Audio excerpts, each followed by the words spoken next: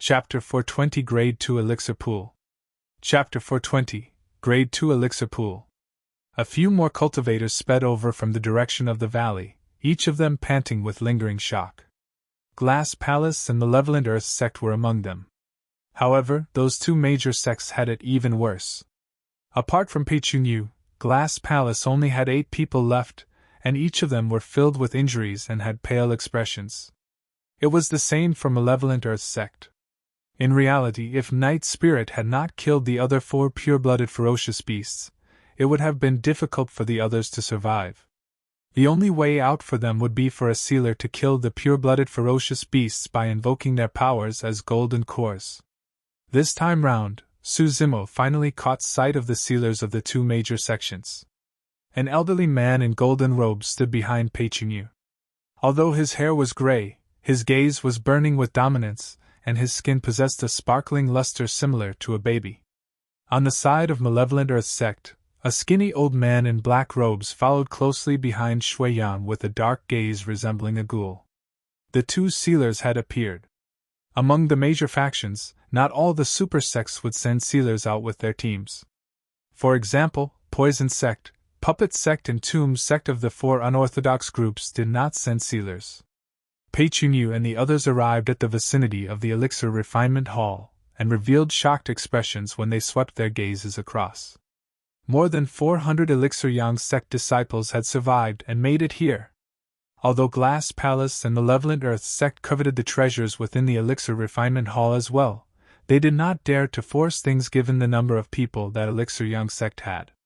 After a slight delay, Glass Palace, Malevolent Earth sect and some other itinerant cultivators headed into the depths of the ruins.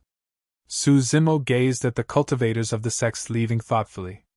A moment later he patted Night Spirit on the head and whispered, "Stay here and guard Xiaoning. I'll check out the depths of the ruins." "Are you really going to fight for the Meridian Unlocking Elixir?" Tangyu frowned when she noticed Suzimo's intention of heading into the ruins. "Xiaoning's receiving the inheritance here, and in order to prevent any accidents, we can't leave. If you head in alone, you don't stand a chance against all the elites of those major sections. I must get my hands on the perfect Meridian Unlocking Elixir." Suzimo replied with conviction and a resolute gaze. Initially, he wanted to head into the depths of the ruins with everyone after Xiaoning received the inheritance. However, by the looks of things now, Xiaoning wouldn't be able to complete the inheritance process within a short period of time. Yet, Glass Palace, Malevolent Earth sect and other sects have already ventured into the depths of the ruins. Suzimo could not wait any longer. "You have to be careful. They have sealers with them. Don't force yourself if the situation doesn't look good," Tangyu said. "I reckon that Xiaoning will definitely inherit the recipe for the Meridian Unlocking Elixir as well. If you don't rush things, you'll definitely get your chance to consume a perfect Meridian Unlocking Elixir in the future." "Got it." Suzimo nodded, and in a flash, a pair of spirit wings appeared behind him. He soared into the air and sped into the depths of the ruins. Suzimo had no idea where the Meridian Unlocking Elixirs were located within Elixir Pool's sect as well. At that moment, he looked down with the help of the ethereal wings and relied on his shocking eyesight to survey the place continuously while his ears twitched intently to pick up news from the surroundings. "East side, hurry! The elixir storage is there. Hurry over!" Vaguely, Suzimo caught wind of some intermittent conversations. Standing in the air, he looked towards the east and saw a series of spirit lights shooting into the air from a certain area with many cultivators heading over. There's no mistake. In a flash, Suzimo vanished from where he was. East of the Elixir Pool sect ruins. From above, it could be seen that there were gigantic jade bottles made from rocks lying on the ground, resembling cave abodes. The bottlenecks were the entrances of the caves where words were written. Although they were blurred, they were still recognizable. Grade 1, Grade 2, Grade 3. It was very obvious. The Grade 1 cave abodes would naturally contain Grade 1 elixirs. Grade 2 cave abodes would contain Grade 2 elixirs. Grade 3 cave abodes. There were a total of 8 jade bottle-like cave abodes here. In other words, there was a chance that the 8th jade bottle-like cave abode would contain grade 8 elixirs. Elixirs that were consumed by golden cores were only at grade 3. As such, what sort of cultivators were the elixirs meant for? Of course, despite knowing that, the many cultivators that were gathered outside the cave abodes could watch helplessly. That was because all the entrances had seals on them. Even after countless years, the seals were still perfectly preserved. None of the cultivators in the ancient battlefield could dispel the seal of the grade 3 elixir cave, let alone the grade 8 elixir caves. At that moment, everyone's gazes were fixed on the grade 2 elixir cave abode. That was because the Meridian Unlocking Elixir was a grade 2 elixir. Everyone, no matter what, we have to first dispel the seal of the entrance. After a moment, Pei-Chunyu stood out and declared loudly, "The sooner we dispel the seal, the sooner we can enter the cave abode and obtain the elixirs that we need. If we waste too much time here, more cultivators will arrive and we'll all get less elixirs. That's right, let's join forces to dispel the seal first." "I agree. As for the elixirs inside, everyone can fight for it after we enter the cave abode." The cultivators agreed. Bang! Boom! Bang! Under Pei-Chunyu's command, many cultivators summoned their flying swords at the same time, striking repeatedly at the entrance of the grade 2 elixir cave. A series of lights appeared and shimmered continuously at the entrance, radiating brightly. As time passed by, the light gradually dimmed. "The seal's about to be dispelled. Everyone, let's work harder!" Some cultivators yelled excitedly. The sealers of Glass Palace and Malevolent Earth Sect did not do anything, merely watching coldly from the sidelines. Although sealers would not be devoured by the dimension if they did not use their powers as golden cores, they were already old, and their bodies were failing. As such, they would not do anything casually. At their age, each time they did something, it would be equivalent to shaving off the last bits of their life's essence. It was similar to old mortals in their 90s. If they took care of their bodies, they could still live a couple years more. However, if they did anything overly vigorous, they would die before long. Bang! Bang! Bang! Yet another series of explosions occurred and cracking sounds echoed from the entrance. A moment later, the light barrier shattered. The eyes of the cultivators lit up as they rushed forward at the same time, swarming towards the entrance. Although the cave abode was sealed for countless years, there was no rotten smell within it. Instead, it was filled with an invigorating medicinal scent. The masses charged forward, and before long, their vision opened up in the depths of the cave. A gigantic spirit pool resided at the end of the cave abode. Many jade bottles were floating on it, looking dense and compacted. Each of those jade bottles contained elixirs. The reason why the elixirs were not rotten after thousands of years was because they were nourished by the spirit liquid. This was a true elixir pool. Chapter 421 Success. Chapter 421 Success. Clear words were etched on the surfaces of the jade bottles. Spirit Regeneration Elixir, Mystic Yang Elixir, Snow Lotus Elixir, Great Essence Nourishing Elixir. The elixirs that everyone were familiar with were all available. Some of the elixirs that had been lost in Tianhuang mainland were also floating in the elixir pool. In fact, there were even some elixirs that nobody heard of. However, none of this was important. Everyone's eyes were fixed on the elixir pool, searching for a particular elixir, the Meridian Unlocking Elixir. "Over there!" Someone with a keen eye caught sight of a Meridian Unlocking Elixir's jade bottle and exclaimed. Swash! Swash! Swash! A series of figures bolted over, reaching out for the Meridian Unlocking Elixir in the elixir pool. Scram! Pei-Chunyu shouted and channeled his bloodline, and crystal-like rays of light covered his skin. Punching in reverse, he ruptured the head of a cultivator beside him. Completely helpless to resist, a headless corpse fell from midair before the person could make a single sound. At the side, someone withdrew a flying sword and pierced towards Pei-Chunyu's head. Without dodging or retreating, Pei-Chunyu extended his palm and caught the flying sword in the middle of it. His palm was unharmed. Pei-Chunyu's spirit weapon was a pair of gloves, and it was at perfect grade, he did not have to fear his opponent's flying sword at all. Someone the likes of you wishes to fight with me for the Meridian Unlocking Elixir? Laughing coldly, Pei Qingyu exerted force with his palm and snapped the superior grade flying sword into two, pushing in reverse.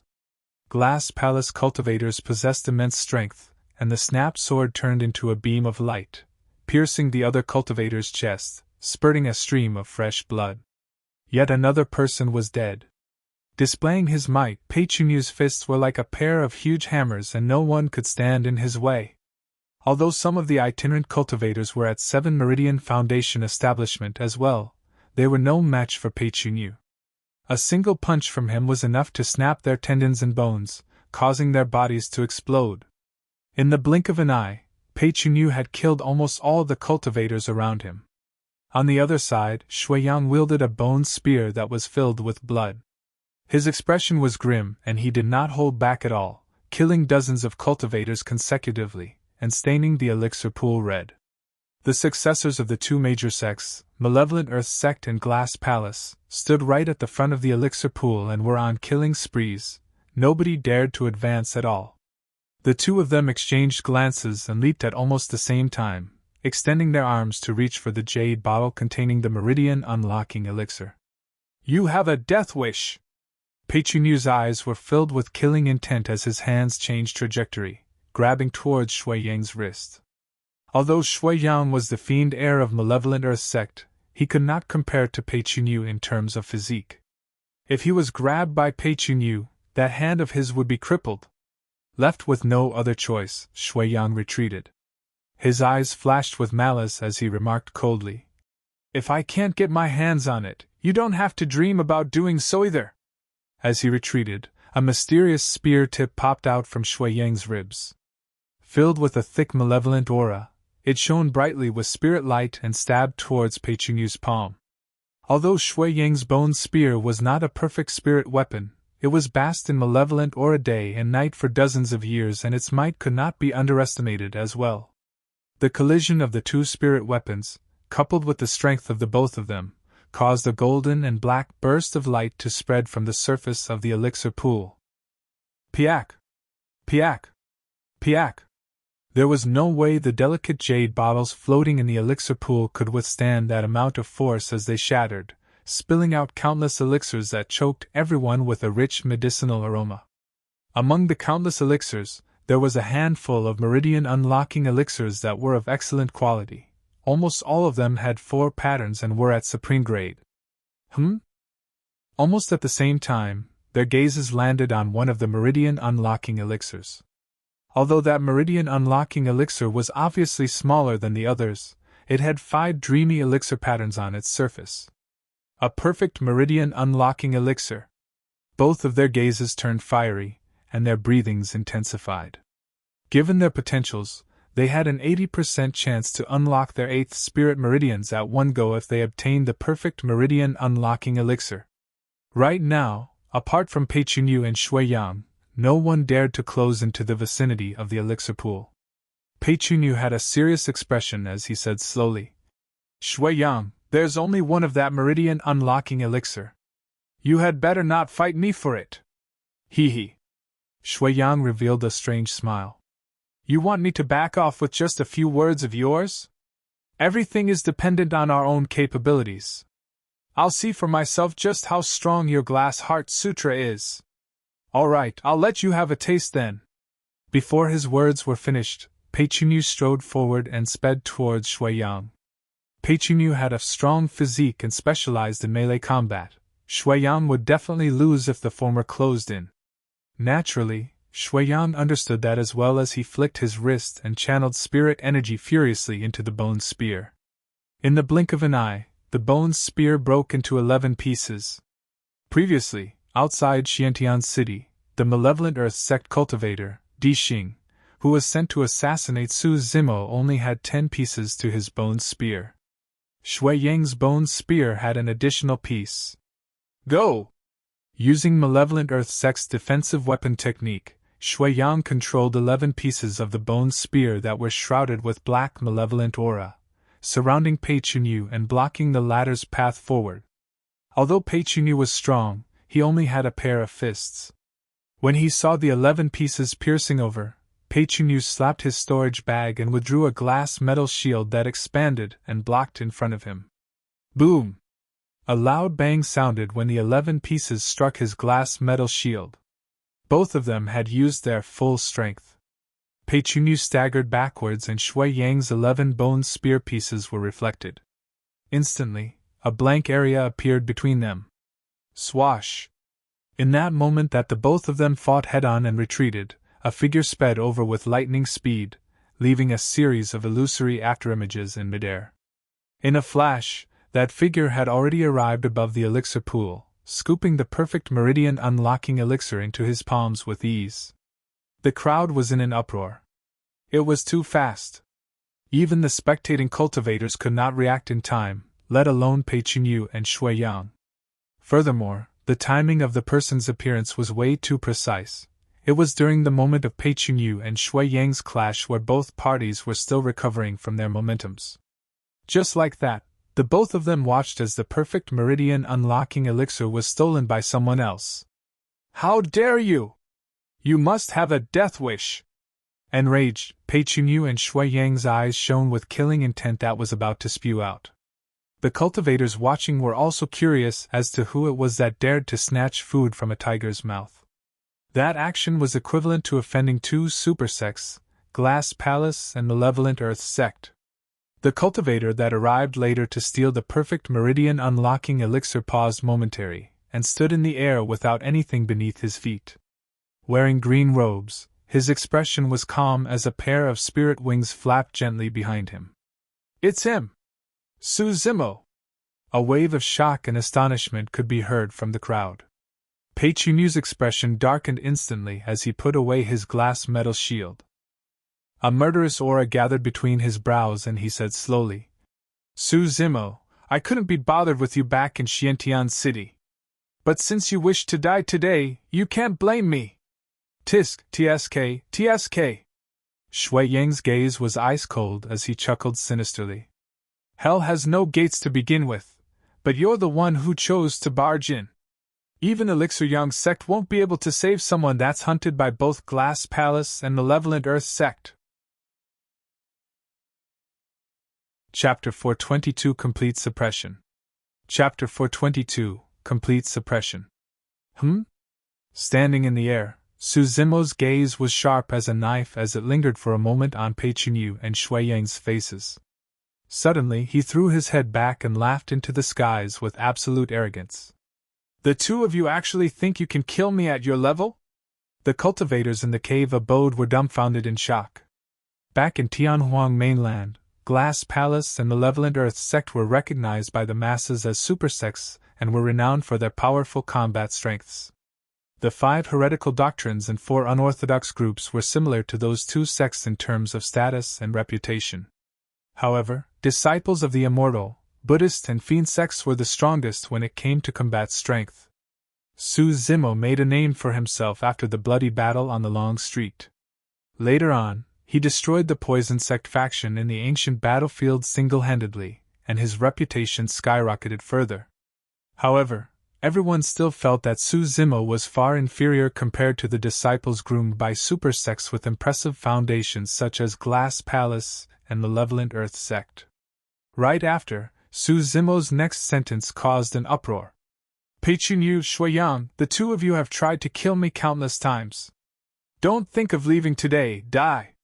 Putting away the perfect meridian unlocking elixir, Su Zimo withdrew Blood Quencher from his storage bag slowly. Flicking his wrist, the saber shone brightly with spirit light and buzzed. Su Zimo really doesn't know what's good for him. That's right. One of them is the successor of Glass Palace, and the other's the fiend heir of Malevolent Earth sect. What does an unknown cultivator have to challenge those 2 strong cultivators? He's a frog in the well at the end of the day. I doubt he even knows about sealers. Many cultivators shook their heads and looked at Su Zimo like they were looking at a fool. Normally, sealers wouldn't attack. However, they would naturally come forth if the successors of their sects were in danger.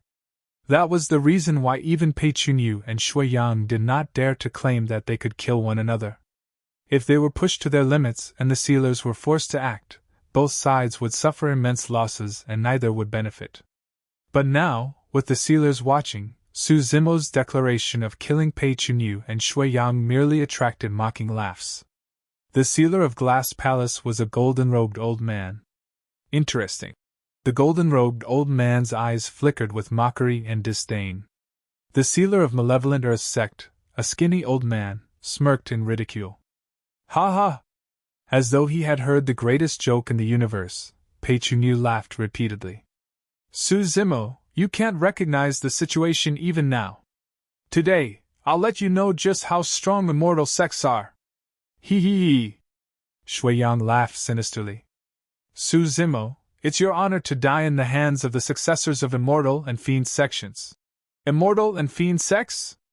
All of you bullshits can't even fight against my saber. Su Zimo roared and 6 spirit meridians shone beneath his robes, channeling his spirit energy to the max. With a flash, he lunged towards Shui Yang at an extremely fast speed. Even under such circumstances, Su Zimo still dared to attack first with a torrential aura. You must have a death wish! Although Malevolent Earth sect also had a body tempering technique, it was weaker compared to top body tempering sects such as Glass Palace and Overlord Palace. If Pei Chunyu was the one that charged over, Shui Yang would definitely retreat and keep his distance. However, when he saw that it was Su Zimo, Shui Yang did not retreat or avoid, knowing that he had a higher cultivation realm. Gripping his bone spear tightly, the spirit energy within his body that was tainted with malevolent aura shot forth, piercing towards Su Zimo in midair. Hiss! The bone spear in Shui Yang's hands coiled in strange circular arcs, resembling a viper. It made a strange sound when it pierced through the void. Many cultivators were secretly shocked when they saw his spear technique. Notwithstanding the power of Shui Yang's pierce, that spear technique alone was enough to awe. Everyone felt that they were in a difficult situation and could only retreat. Swash! At the same time, Pei Chunyu moved. Fast as lightning, his eyes shone with a shimmering luster and killing intent as he leaped forward and pounced towards Su Zimo's back. Pei Chunyu's plan was very clear. If Shui Yang's spear killed Su Zimo, Shui Yang would be in a state where he was recovering from his momentum and would definitely reveal openings. Pei Chunyu would be able to seize that moment of weakness to injure Shui Yang severely. On the other hand, even if Shui Yang did not manage to kill Su Zimo, he could make use of that opportunity to kill the latter while stealing away his storage bag. No matter the outcome, Pei Chunyu would be the biggest winner. At that moment, he did not realize that he missed out on a possibility. On the battlefield, after images of the spear were everywhere along with malevolent aura, and it was difficult to identify between reality and illusion. Su Zimo was in midair when suddenly, the spirit wings behind his back vanished. Everyone was shocked when they saw that. To them, the only way for him to escape was to utilize his spirit wings and dash away instantly. Even so, he might not be able to escape from Pei Chunyu's pursuit entirely. But now that Su Zimo's spirit wings were gone, and he was falling freely, it meant that he had no way of escaping and had to fight Shui Yang head-on. Although it was only a slight movement, the atmosphere in the battlefield changed miraculously. Descending from the skies, Su Zimo gripped his saber like a fearless god and suppressed Shui Yang completely in terms of aura. When they saw that, the expressions of the two sealers changed. Without waiting for them to think further, Su Zimo shouted, "Countercurrent!" A huge saber descended from the sky. Splash! The blood light expanded and the sound of a sea tide surged. Alarmed, the two sealers exclaimed, "Saber force!" "Wrong!" The golden-robed old man's expression, and he murmured, as if he had just thought of something, "That saber technique resembles sea calming 5 stances." The skinny old man muttered. Instantly, a piece of news that they had heard more than 10 days ago flashed through the minds of all the cultivators. The disappearance of the Saber Mountain Spirit Sea. Another cultivator had obtained the Saber Emperor's inheritance after 1,000 years. So, it was him. It was no wonder why Su Zimo disappeared for a period of time after the bloody battle the Long Street, and was able to uproot Poison's sect with unparalleled dominance upon his return. Everything made perfect sense all of a sudden. Everyone's doubts vanished. Against countercurrent, Shui Yang's spear technique seemed extremely crude and weak. All the spear's shadows dissipated instantly, revealing the true spear. Clang! Blood Quencher collided heavily against the bone spear, and billions of arcs of lightning surged within the blood beam, drowning and cleansing the malevolent aura on the bone spear. Suppression. It was a complete suppression in terms of aura, technique, bloodline, and power. Shuiyang yelled in pain as his palms split open with blood flowing out. Instantly, the bone spear flew from his hands and was repelled. Turning into a cold streak of light, it pierced deeply into the wall behind him, and the end of the spear trembled endlessly. Crack! Crack! Crack! Against the impact of that terrifying slash, Shui Yang's protection talisman was shattered instantly as he collapsed, spitting out a mouthful of blood. He was severely injured after a slash. Chapter 423 I Hate to be Threatened. Chapter 423 I Hate to be Threatened. In reality, if not for his protection talisman, Shui Yang would have been killed by Su Zimo's slash. Even then, Shui Yang was injured and sent flying after his protection talisman was shattered against the slash. The cultivators in the cave abode were shocked when they saw that. That was an outcome that none of them expected. Nobody imagined that the fiend heir of malevolent Earth sect would not be able to withstand a single slash against Su Zimo. Although part of it was because Shui Yang underestimated his opponent, the strength that Su Zimo displayed once again refreshed everyone's impression of him. Who could have imagined that he was the one to obtain the Saber Emperor's inheritance? Furthermore, he had even managed to cultivate to the level of force. The skinny old man that was initially idle by the side strode a half step forward with a changed expression, wanting to interfere. But right after, when he saw the shadow behind Su Zimo's back, he was relieved and stood back. Pei Qingyu was now at Su Zimo's back. Given their proximity, no cultivator would be able to fight head-on against a Glass Palace disciple of the same cultivation realm without being disadvantaged. Furthermore, Su Zimo had just released Countercurrent, and his power was at its weakest right now. The power of force took an immense toll on Foundation establishment cultivators, and Su Zimo could not use it repeatedly as well. Therefore, both sealers knew that Su Zimo would either be severely injured or dead given Pei Qingyu's precise timing of attack. Let the body be like glass, transparent inside out and cleansed of impurities, turning indestructible. Pei Qingyu's eyes shimmered like glass as he chanted. With every single word, his aura would change. In the end, there was a mysterious luster covering his muscles, flawless like glass, that raised his aura to a maximum point. Die! Pei Qingyu's black hair fluttered without any wind. Arriving behind Su Zimo, he shouted as he whirled his gigantic fists and smashed down viciously at Su Zimo's head. The gloves that he was wearing were perfect spirit weapons. 5 spirit lights shone with a bedazzling glow and illuminated the entire cave abode. Pei Qingyu's palm was like a blazing sun that shone brilliantly, charging at Su Zimo with a furious killing intent. With a dark gaze, Su Zimo glared at Shui Yang, who was sent flying, seemingly indifferent towards Pei Qingyu, who was behind him. Bang! Boom! Boom! All of a sudden, the terrifying sound of tsunamis gushed from within Su Zimo's body. Accompanied with the sound of rumbling thunder, it sent shivers down one's spine. Pang! Pang! Pang! Without even turning back, Su Zimo channeled his bloodline and his tendons shifted. He slashed in reverse against Pei Qingyu's fist with a surging blood beam. Clang! The saber and fist collided into a deafening roar, causing sparks to fly. Indeed, Su Zimo could not release his saber force continuously. However, after attaining lesser mastery of the orifice-clearing section, his skin, flesh, tendons, bones, marrow, organs and 7 orifices now formed a major heavenly cycle, and he was sufficiently strong with just the power of his bloodline and body. Grunting dully, Pei Qingyu's expression changed starkly as he retreated repeatedly. His feet dug into the ground with every step, creating a deep footprint. The confidence in Pei Chunyu's eyes was gradually replaced by terror.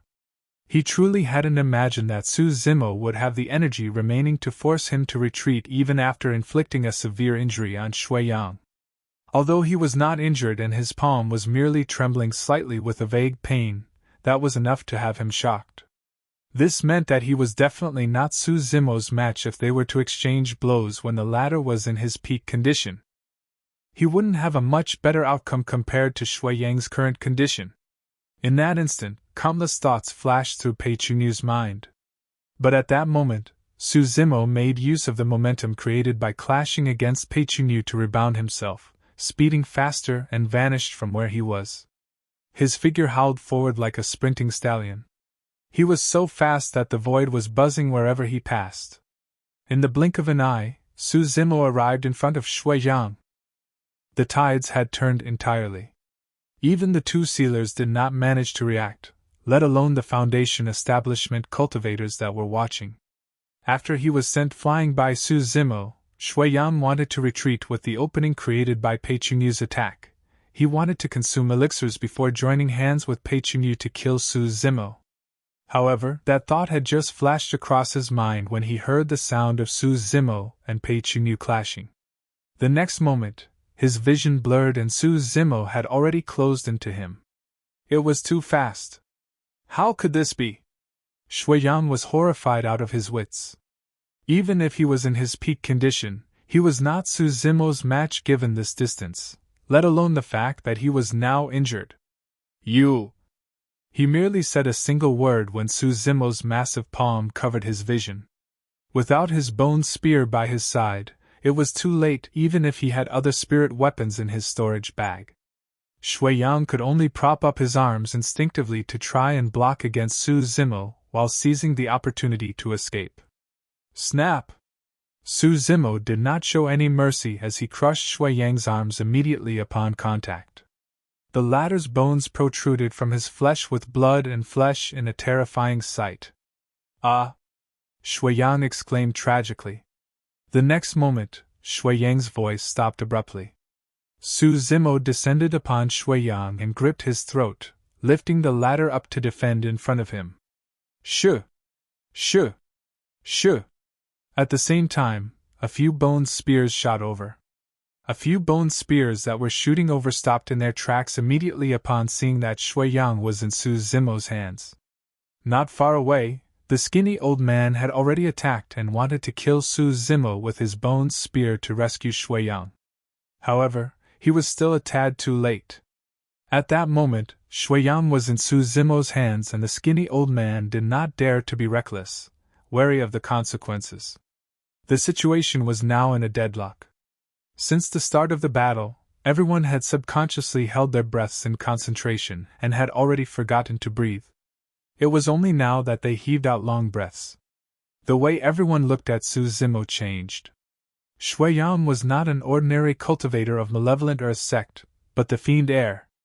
A dignified Fiend Heir was gripped by Su Zimo by the throat just like that, eyes bulging and tongue sticking out slightly with a purplish expression without being able to say anything. Shui Yang's arms dangled lifelessly by the side with his bones crushed, clearly already crippled.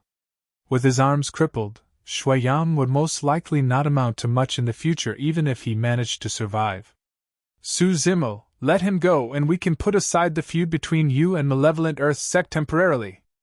I can also spare your life, the skinny old man said slowly with a grim expression. Oh? Raising his brow, Su Zimo laughed. The skinny old man continued. You don't have to worry. As a golden core, I'll definitely stick to my words. And if I don't let him go? Su Zimo's tone was indifferent as he asked with a fake smile. The skinny old man's tone was frosty. If you don't let him go, you'll definitely die today.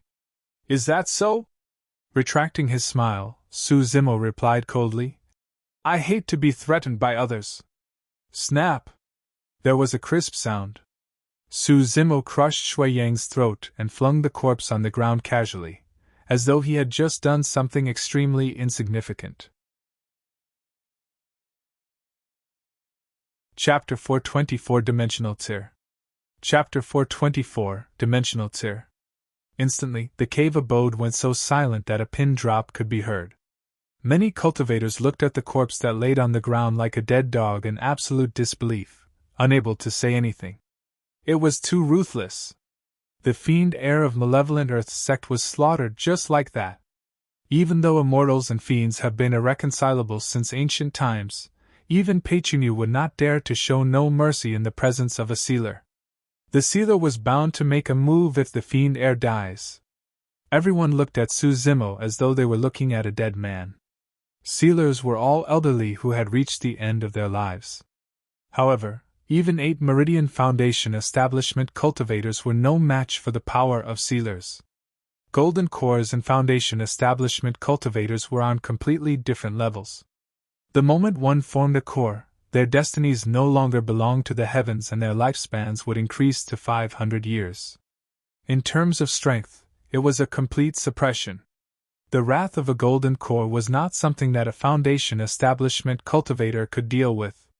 Many cultivators started to back off slowly, trying to get as far away from Suzimo as possible lest they were implicated. Petrinu and the golden-robed old man of Glass Palace exchanged glances when they saw this. Both could see the joy in the other's eyes. This was the best situation for them. Glass Palace could just sit this one out and reap the spoils later. No matter which side stood victorious, Glass Palace would be the biggest winner. Good. Very good. The skinny old man from Malevolent Earth's sex expression darkened completely as he glared at Suzimo with malice. The aura that he emanated turned increasingly terrifying and sent shudders down one's spine. Narrowing his gaze, Suzimo held Blood Quencher and faced off against the skinny old man without losing out in terms of aura. He had fought a real golden core before and had even managed to kill him. Previously, Suzimo had the help of Night Spirit, his right blood bone palm, various environmental and external factors. That was how he managed to kill a golden core that was at the end of his lifespan. In terms of actual strength, Suzimo was definitely no match for a golden core. But now, he had a chance of winning. This was the ancient battlefield, and the moment anyone uses the power of a golden core, a dimensional tear would occur to reject them. In other words, if the sealers wanted to make use of their powers as golden cores, they only had a single chance to attack. As long as Suzimo could survive that attack, the sealers would be the ones to die. Die! The skinny old man raised his foot and lightly landed. In that instant, the earth and mountains shook. Under countless gazes, a huge crack appeared on the ground and extended continuously, arriving beneath Suzimo's feet in an instant. Swoosh! A pair of spirit wings appeared and Suzimo soared into the skies while conjuring a spirit art with his hand. He touched his middle finger and thumb, creating the sign of a seal that possessed endless might. Fiend Suppression Seal. The crack on the ground was deep and dark, shooting forth with an ink-like black malevolent aura. Rumbling, a gigantic palm was formed and it grabbed towards Suzimo, who was in midair. The malevolent aura surged and black fog filled the air, causing the wind and clouds to change. The pitch-black palm resembled a ghost claw that extended from hell with the power to forcibly pull all living beings into the abyss. Even the cultivators who had retreated far away felt chills when they caught sight of that palm, let alone Suzimo, who was standing in the epicenter of the battlefield. That was the power of a golden core to be able to suppress everything. Boom! At the same time, a loud sound came from above the cave abode. A gigantic golden palm descended from the skies, glowing with blinding golden radiance. The imprints on the palm could be seen clearly, and it possessed a holy aura that could not be encroached upon by evil. Its aura was so terrifying it seemed like it wanted to purge all demons. The spirit energy in Suzimo's Dantian had already reached its limit, and his 6 spirit meridians rumbled as spirit energy gushed wildly. The reason why he chose to use the Fiend Suppression Seal was because it carried a holy aura that could purge evil and was a natural enemy against the malevolent aura. Even then, the Fiend Suppression Seal alone was not enough to fight against the spirit art released by a golden core. Boom! The 2 palms collided and produced a deafening sound. Lights of 2 different colors, gold and black, intertwined and collided. A terrifying halo of power spread out, causing the entire cave abode to shake on the verge of collapsing. Right in front of everyone, the golden palm paused for a moment before dissipating. As for the black palm shrouded with malevolent aura, it had clearly weakened. Many cultivators could not help but feel shocked when they saw that. If the both of them were at similar cultivation realms, the divine power within the golden palm would have been able to suppress the skinny old man's spirit art. Clang! Clang! After the two palms collided, a sharp sound of swords humming sounded. 18 supreme-grade flying swords hovered in front of Su Zimo, shining brightly with spirit light. They intertwined in midair, leaving streaks of sword scars. They condensed into a sharp sword formation that emitted endless sword chi. It was the candlelight sword formation. Go! A huge sword-shaped disc was formed and charged towards the gigantic black palm, buzzing and trembling. The black palm opened up, as if it wanted to blot out the sky, and grabbed the candlelight sword formation directly. Poof! Poof! Poof! Initially, the sword-shaped disc was still spinning continuously. However, it came to a stop after being grabbed by the black palm and let out a sorrowful sound. Boom! The sword formation dispersed, and the 18 flying swords scattered everywhere. The malevolent aura surrounding the black palm faded even more. Although the candlelight sword formation had dissipated, its power was so terrifying that it riddled the black palm with holes. The fiend's suppression seal and candlelight sword formation consumed a huge amount of spirit energy, and they were also Su Zimo's trump cards. Even after Su Zimo's 2 trump cards, the remaining power of the sealer's spirit art was still terrifying enough to destroy everyone. Swoosh! The black palm descended and enveloped Su Zimo before closing its grip tightly. Su Zimo's figure was held in the center of the black palm and he was instantly engulfed by the spreading malevolent aura. It was over. Although it was blocked by the fiend's suppression seal and candlelight sword formation, this was still the power of a golden core after all. Even if Su Zimo's physique could withstand the grip of the black palm, he would be killed the moment the malevolent aura of a golden core seeped into his body and corroded it. On the other side, a tear appeared in the void behind the skinny old man. It gave off a terrifying aura and dragged him inside immediately. The dimensional tear. The rules of the ancient battlefield could not be breached at the end of the day. The skinny old man did not have the chance to strike a second time. Before the dimensional tear closed, the skinny old man's body was already torn to pieces with blood spewing and spraying everywhere, leaving nothing behind. A moment later, the dimensional tear slowly closed. Many people had complicated expressions upon seeing this. If he wasn't targeted by a sealer, a cultivator like him would have been able to stand shoulder to shoulder with the young elites of the various major factions. He asked for it by being so arrogant and insolent. It's true that he's a rare genius to be able to obtain the Saber Emperor's inheritance. What a pity! There's nothing to be pitied. A fallen genius isn't a genius and will definitely be forgotten by others in the end. It was quite an honorable death for him to exchange his life with the sealers. Some looked regretful, some gloated while others shook their heads and sighed. Chapter 425 Unsurpassed Genius. Chapter 425 Unsurpassed Genius. Pei-Chun-Yu had a smile on his face and was already prepared to make a move. He was going to grab Su Zimo's storage bag the moment the black palm dissipated. But right then, the rumbling sound of a tsunami surged out from the black palm that was in midair, roaring with a terrifying aura. Crack! Crack! Crack! A thin crack appeared on the surface of the black palm, growing bigger and clearer. Swoosh! Through the pitch-black malevolent aura, a blood-red light that flickered with lightning burst out from within. It was eye-catching and split the black palm into two as a figure leaped out. Psst! Everyone shuddered and their eyeballs constricted with disbelief when they caught sight of that figure. How is that possible? Pei-Chun-Yu lost his composure and exclaimed.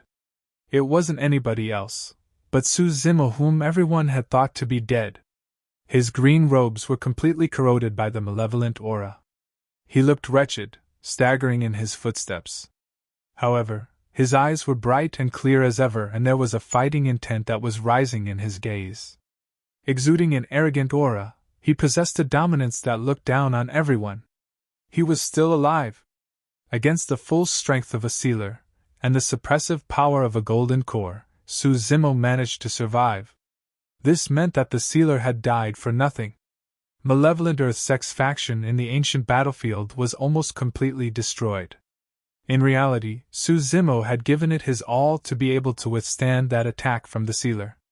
Apart from the Fiend's Suppression seal and Candlelight Sword formation, the moment he was engulfed by the Black Palm, Zemo even circulated his bloodline and channeled his power to its peak, releasing Countercurrent.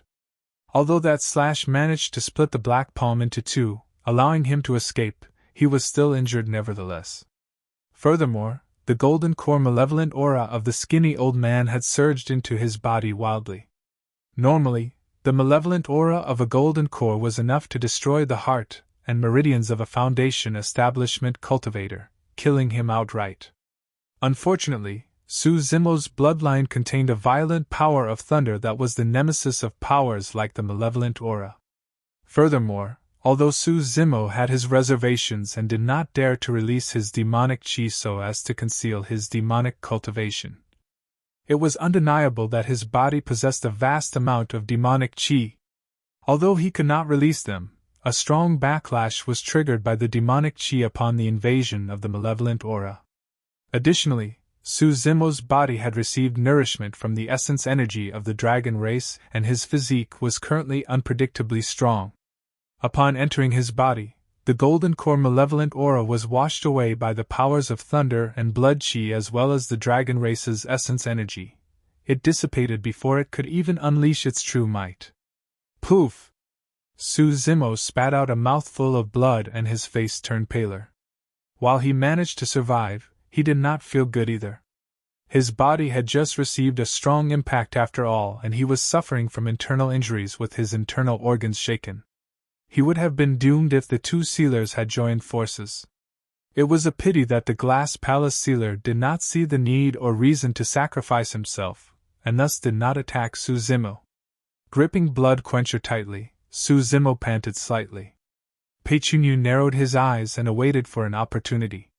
There were still a few malevolent Earth sect cultivators left in the cave abode. Shifting slowly, they moved to surround Zemo with hateful eyes. Zemo closed his eyes to regulate his breathing, as though he was unaware of everything around him. No one could tell that Zemo's injuries were healing at a visible speed. Not only was Zemo's physique powerful, his regeneration capabilities were even more terrifying. Zemo, you don't even have the energy to attack anymore? Fufu, if I were you and I managed to survive against the sealer, I would have left this place right away. However, there's only a single reason why you're still here. You don't even have the strength to run away anymore. Pechunyu was wary and did not dare to strike directly, merely testing the waters with a faked composure and smile on his face. Zemo was expressionless, and did not even open his eyes, as if he had heard nothing at all. Seems like I was right. Pechunyu retracted his smile and shouted coldly, "Kill him!" The moment he said that, the surrounding Glass Palace and remaining malevolent Earth sect cultivators roared and attacked one after another. In a flash, the cave abode lit up. All of a sudden, two divine beams of light flickered in the void and was even more dazzling than the spirit lights on the various spirit weapons. Those were Zemo's eyes. They were shiny and sharp as knives. Swash! Zemo disappeared from where he was and a saber light flashed, swiping gently against the cultivator's neck, causing blood to spew out. A cultivator died on the spot. Immediately after, he slashed in reverse and struck the bracer of another Glass Palace cultivator. Snap! Even with the bracer, that person's arm could not be saved. Against the massive force, the person was sent flying and slammed heavily against the wall of the cave abode, sliding down slowly as his eyes dimmed. Barging left and right, Zemo channeled his bloodline and deployed Sea Calming. No one could stop his rampage. Pechunyu! Bursting through all the obstacles, Zemo arrived before Pechunyu and roared in laughter. The reason why I stayed here isn't because I have no strength left to run. It's because I'm here to take your life. Swoosh! Blood Quencher descended from above in a terrifying manner. Even though Su Zimo could no longer deploy force given his current state, the power of his physique and bloodline was enough to destroy everything in his path. Clang! Blood Quencher collided against Pei Chunyu's fists. For that slash, Su Zimo deployed Vortex of the Sea Calming 5 stances. Although it looked ordinary, there was the power of contortion spiraling within the Saber technique. Ah! Pei Chunyu retreated continuously as he cried out in pain. A layer of sweat appeared on his forehead instantly. Even with the protection of his perfect-grade gloves, the power of the spiraling contortion was transmitted to Pei Chunyu's arms and his sleeves exploded. Poof! Poof! Poof! Right in front of everyone, the muscles on Pei Chunyu's arms tore apart and burst into blood. That was only a tear of his muscles. If Su Zimo was in his peak condition, that slash could have crushed the bones on both of Pei Chunyu's arms completely. Let's go! Right then, the golden-robed old man took a step forward and jerked Pei Chunyu back, shouting as he threw the ladder towards the entrance of the cave abode. Even the sealer had the intention to retreat. That kid is too strong, he's truly an unsurpassed genius. With heavenly defying fortune, he managed to obtain the Saber Emperor's inheritance, and has already accumulated the force. No one is his match other than the most exceptional paragons of Tianhuang mainland. We'll leave this place as far as we can. Right after, we'll hide in a corner of the ancient battlefield and cultivate till the deadline is up before leaving. A genius like that is bound to incur the jealousy of the heavens, and he'll definitely be met with great calamities where he can die with ease.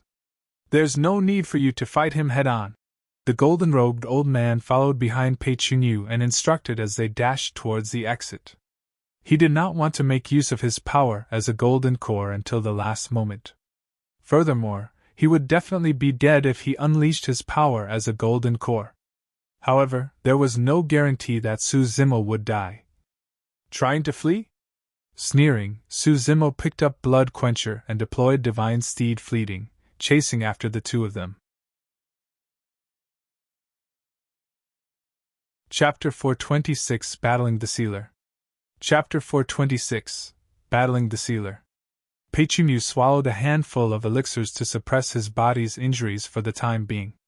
By now, he was no longer smiling as he sped ahead with a panicked expression, not daring to rest at all.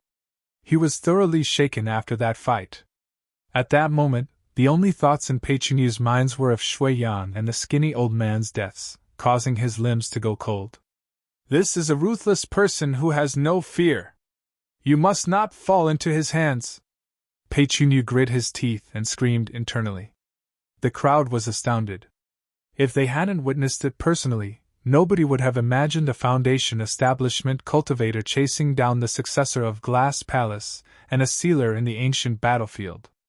That man is truly audacious. The sealer merely doesn't want to trade lives right now.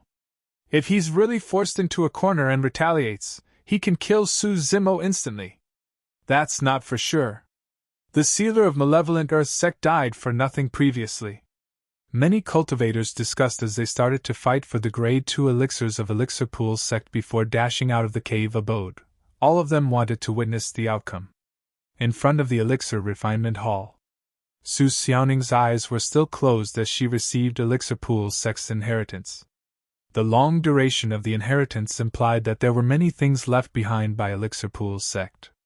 It was beneficial be it for Su Xiaoning or Elixir Yang sect. Hundreds of Elixir Yang sect disciples protected Xiaoning in the middle like stars surrounding the moon, layer by layer. They were so tight that even wind could not blow in as they were afraid that the inheritance process would be disrupted. Tang Yu started to furrow her brows as she looked towards the depths of the ruins from time to time with a worried expression. Smiling gently, Uncle Liang asked, "You're worried about young Master Su, right? I'm praying right now that there's no perfect meridian unlocking elixir in Elixir Pool sect."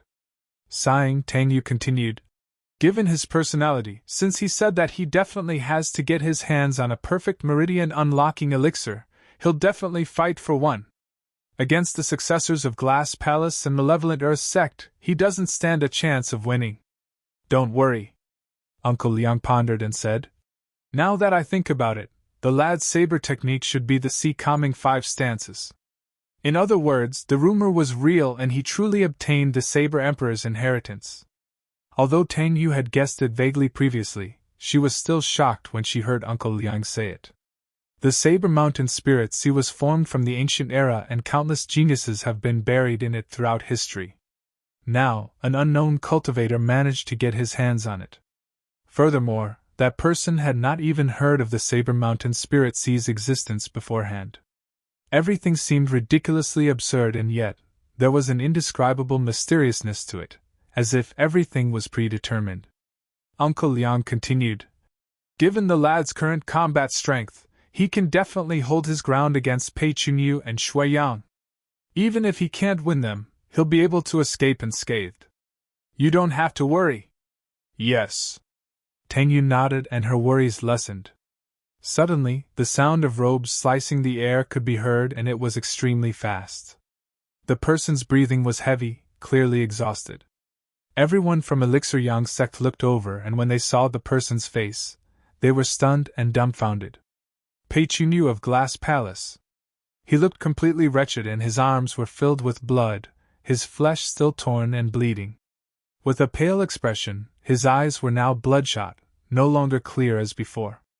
He glanced towards the side of Elixir Yang sect without stopping and continued dashing towards the fog valley outside. Before long, he disappeared from everyone's line of sight. Even Tang Yu, who was extremely intelligent, was stunned at the moment, unable to understand what had just happened, let alone everyone else. How could that be? Didn't Glass Palace head into the depths of the ruins in search of a perfect meridian unlocking elixir? Why was Pei Chunyu the only one left? What about his sealer? In other words, which faction managed to force Glass Palace to such a state? Uncle Liang's eyes flickered as he speculated. The appearance of a perfect meridian unlocking elixir must have caused Glass Palace and Malevolent Earth Sect to get into a big fight, causing the situation to go out of control. The sealers must have fought one another with both dead. After losing to Shui Yang, Pei Chunyu has no other choice but to escape right now. The cultivators of Elixir Yang sect nodded silently. Tang Yu frowned. Although Uncle Liang's conjecture sounded logical, she felt that something was amiss. When Pei Chunyu was escaping, his expression was horrified, as though he had encountered something that frightened him. Did Shui Yang possess such strength? Or could something unimaginable have happened in the depths of the ruins? Right then, the sound of a clash echoed from the air in the distance. It was a loud boom and the battle had clearly reached its climax. Everyone from Elixir Yang sect looked over and their expressions froze with the gapy mouths. In the distance, 2 figures were engaged in an intense battle. Spirit light shone brightly and a blood beam filled the skies. Bang! Bang! Bang! Each time the 2 of them clashed, an extremely terrifying energy fluctuation would ripple out, causing everyone to shudder. One of them was the golden-robed old man, Glass Palace's sealer. The other person was in green robes and wielded a blood-colored saber. It was none other than Su Zimo, who had entered the depths of the ruins. This? Uncle Liang was completely dumbfounded. Tang Yu opened her mouth slightly and looked at the green-robed figure far away without blinking. All the confusion in her heart seemed to have been resolved. The person that Pei Chunyu feared was not Shui Yang, but Su Zimo. The situation on the battlefield was extremely tense. Although the sealer, the golden-robed old man, did not unleash his power as a golden core, all of his attacks were extremely forceful, carrying the might of an 8-meridian foundation establishment cultivator.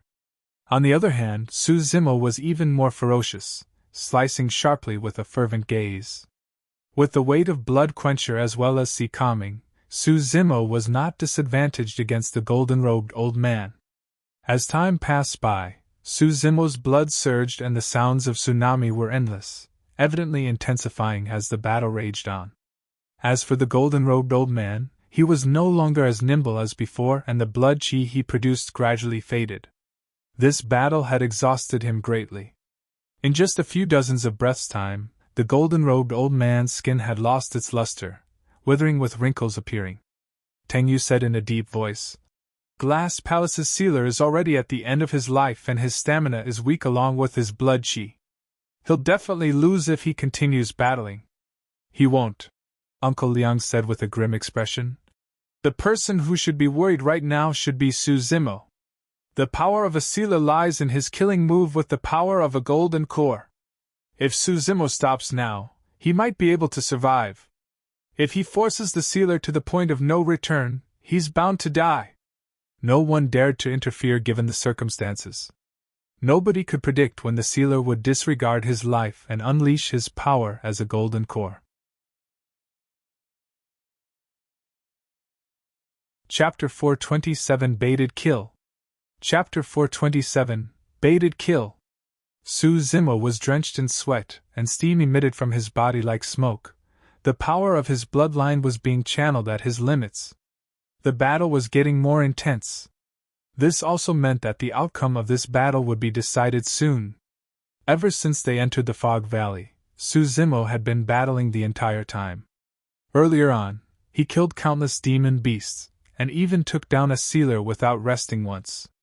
Coupled with the fact that he was injured, Su Zimo was already pushing his body to its limits to be able to fight the sealer till now. This was also because he had cultivated the mystic classic of the 12 demon kings of the Great Wilderness, Void Thunder Manual, and devoured the dragon egg's essence. An ordinary body would have been destroyed by now. In the eyes of the golden-robed old man, Su Zimo's stamina, physique and body had already surpassed the pure-blooded ferocious beast. Of course, although Su Zimo's body was at its limits, the golden-robed old man was in an even worse condition. Everyone could tell that he was getting significantly older with every breath in an irreversible manner. Each time the golden-robed old man attacked, he was using up the remainder of his lifespan. Su Zimo narrowed his eyes and took a deep breath. Suddenly, a tremendous change occurred in his saber technique. Earlier on, it was tough and ferocious. In the blink of an eye, it was as gentle as the ripples on the surface of a water, spreading continuously. The ripple stance of Sea Calming Manual. Countercurrent represented toughness while ripple represented softness. Softness was different from weakness where the latter referred to powerless. The softness of water could grind away the edge of stones. The softness of water could penetrate a rock. The softness of water could engulf everything. Softness countered hardness. When Su Zimo used ripple, he did not fight the golden-robed old man head-on. Instead, everything was a tap and go. The saber changed angles swiftly and a series of ripples formed each time it struck. Every single attack looked weak and powerless, but they were fatal. The sudden change caught the golden-robed old man off guard. In a moment of carelessness, 2 wounds appeared on his arm and blood gushed out as he retreated continuously. That's all there is to sealers! Su Zimo smirked. Against Su Zimo's mockery, the golden-robed old man calmed down quickly and his eyes were cloudy and expressionless. Nobody could read his thoughts. He was looking for an opportunity. He wanted a perfect opportunity to unleash his power as a golden core and kill Su Zimo in exchange for his life. At the moment, the golden-robed old man was expressionless. However, his heart had a surge of sadness, and he could only sigh internally. At the end of the day, he had reached this inevitable step. Part of the reason why he did not unleash his power as a golden core immediately was to hold back Su Zimo, allowing Pei Chunyu sufficient time to escape. At the same time, in the depths of his heart, he still feared death. He was different from the skinny old man from before. If the skinny old man were to return to the malevolent earth sect alive with the fiend heir dead, he would receive extremely cruel punishment which was worse than death. That was why the skinny old man could unleash his power as a golden core so easily, as he did not have any psychological burdens. The moment the fiend heir was dead, he was already a dead man as well. However, for Glass Palace, Pei Chunyu was still alive. The golden-robed old man still harbored hope that he would be able to force Su Zimo back without unleashing his power as a golden core. However, it was a pity that his hope was about to be crushed mercilessly. Su Zimo's gaze was fervent.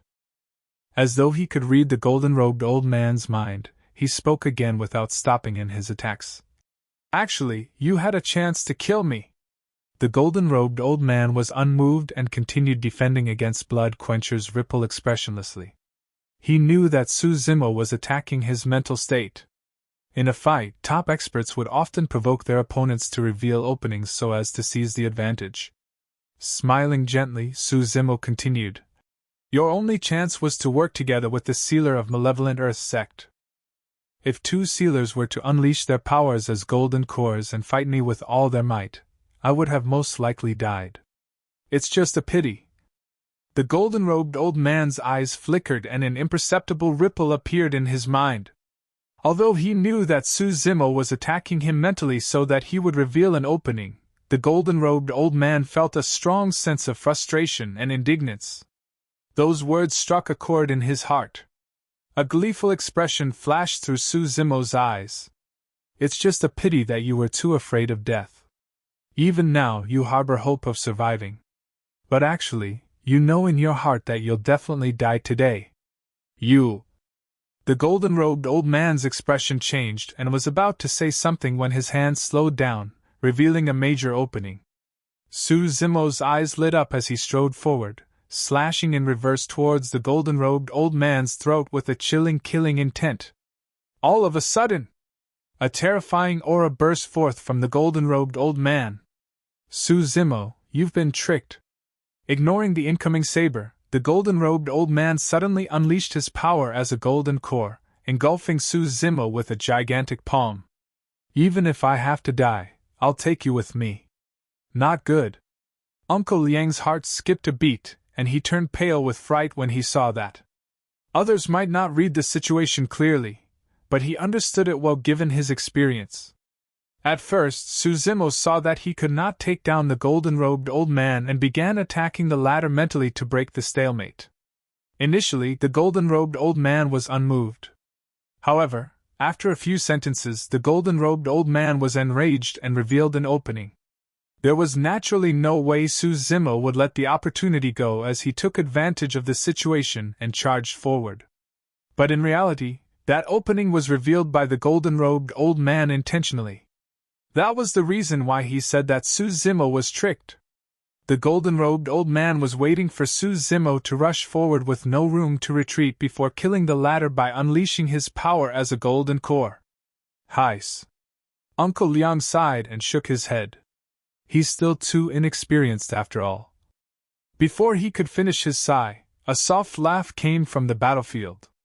Fufu, the one that was tricked, is you. It was Suzumo's laughter. Although he was initially at the battlefield, by the time his sentence was completed, Suzumo had already ran far away from where he was. Boom! The golden-robed old man's palm slammed onto the ground, creating a clear palm print. He missed. What happened stunned all the cultivators once more. Standing from afar, Suzumo looked at the golden-robed old man with a mocking gaze and a fake smile. At that instant, the golden-robed old man aged considerably. A gigantic dimensional crack had already appeared behind him, devouring him mercilessly like a demon from hell, leaving him with no corpse. After pondering for a while, Uncle Liang came to a realization. Initially, he thought that Suzumo was tricked by the golden-robed old man's intentional opening. However, the truth was that Suzumo had also read the golden-robed old man's intentions and pretended to charge forward before escaping far away after the latter unleashed his power as a golden core. It was a bloodless battle of psychological warfare.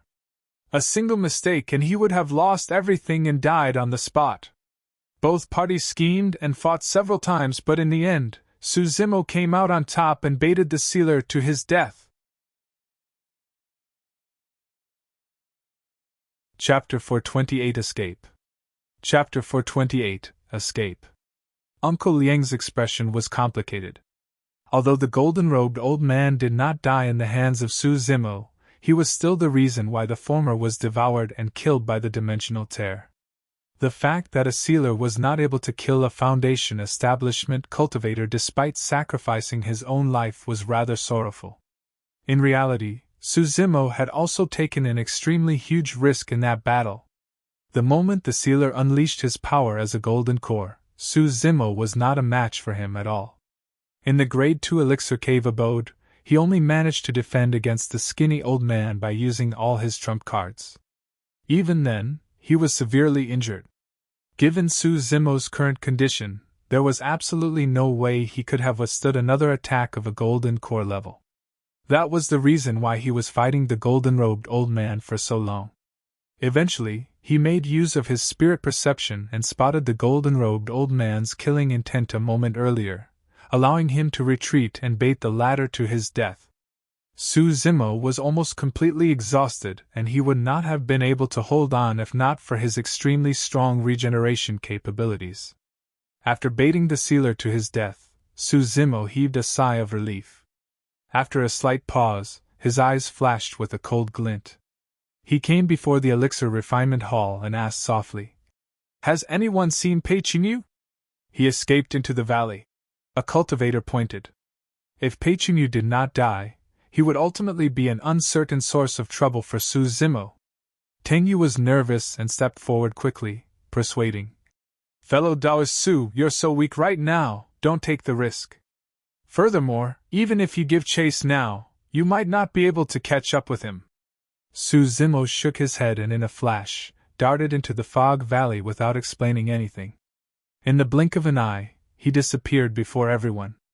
Xiaoning was still receiving her inheritance. The cultivators of Elixir Yang sect discussed the battle from earlier with soft voices and excited expressions. Although the sealer was at the end of his life and only had a single chance to strike, he was still a golden core no matter what. That was a battle between a Foundation establishment cultivator and a golden core. This kind of talk was enough for the Elixir Yang sect cultivators to brag about it for many years after returning to the sect. Not long after, the Thousand Cranes sect cultivators returned from the depths of the ruins, and their eyes brimmed with joy. "Congratulations, Sister Man, Tang Yu said with a smile. "Seems like Thousand Cranes sect benefited quite a bit from Elixir Pool's sect as well." "Yes, we obtained a couple of lost talisman secret techniques." Feng Man pursed her lips and smiled. Right then, the discussions of cultivators not far away could be heard. "What's the background of Supremo? He's way too ruthless." "That's right. I saw with my very own eyes how he squashed the fiend heir of Malevolent Earth sect to death like an ant. What use is the fiend heir? Even the sealer of Malevolent Earth sect died for nothing." The Elixir Yang sect cultivators were stunned when they heard that. Frowning, Tang Yu turned to Feng Man and asked, "What's up with Malevolent Earth sect? What has it got to do with fellow Taoist Su? You don't know about it yet?" Feng Man looked at her oddly. Tang Yu and the others had remained around Xiaoning the entire time and did not know about everything that happened in the Grade 2 Elixir cave abode. Feng Man explained.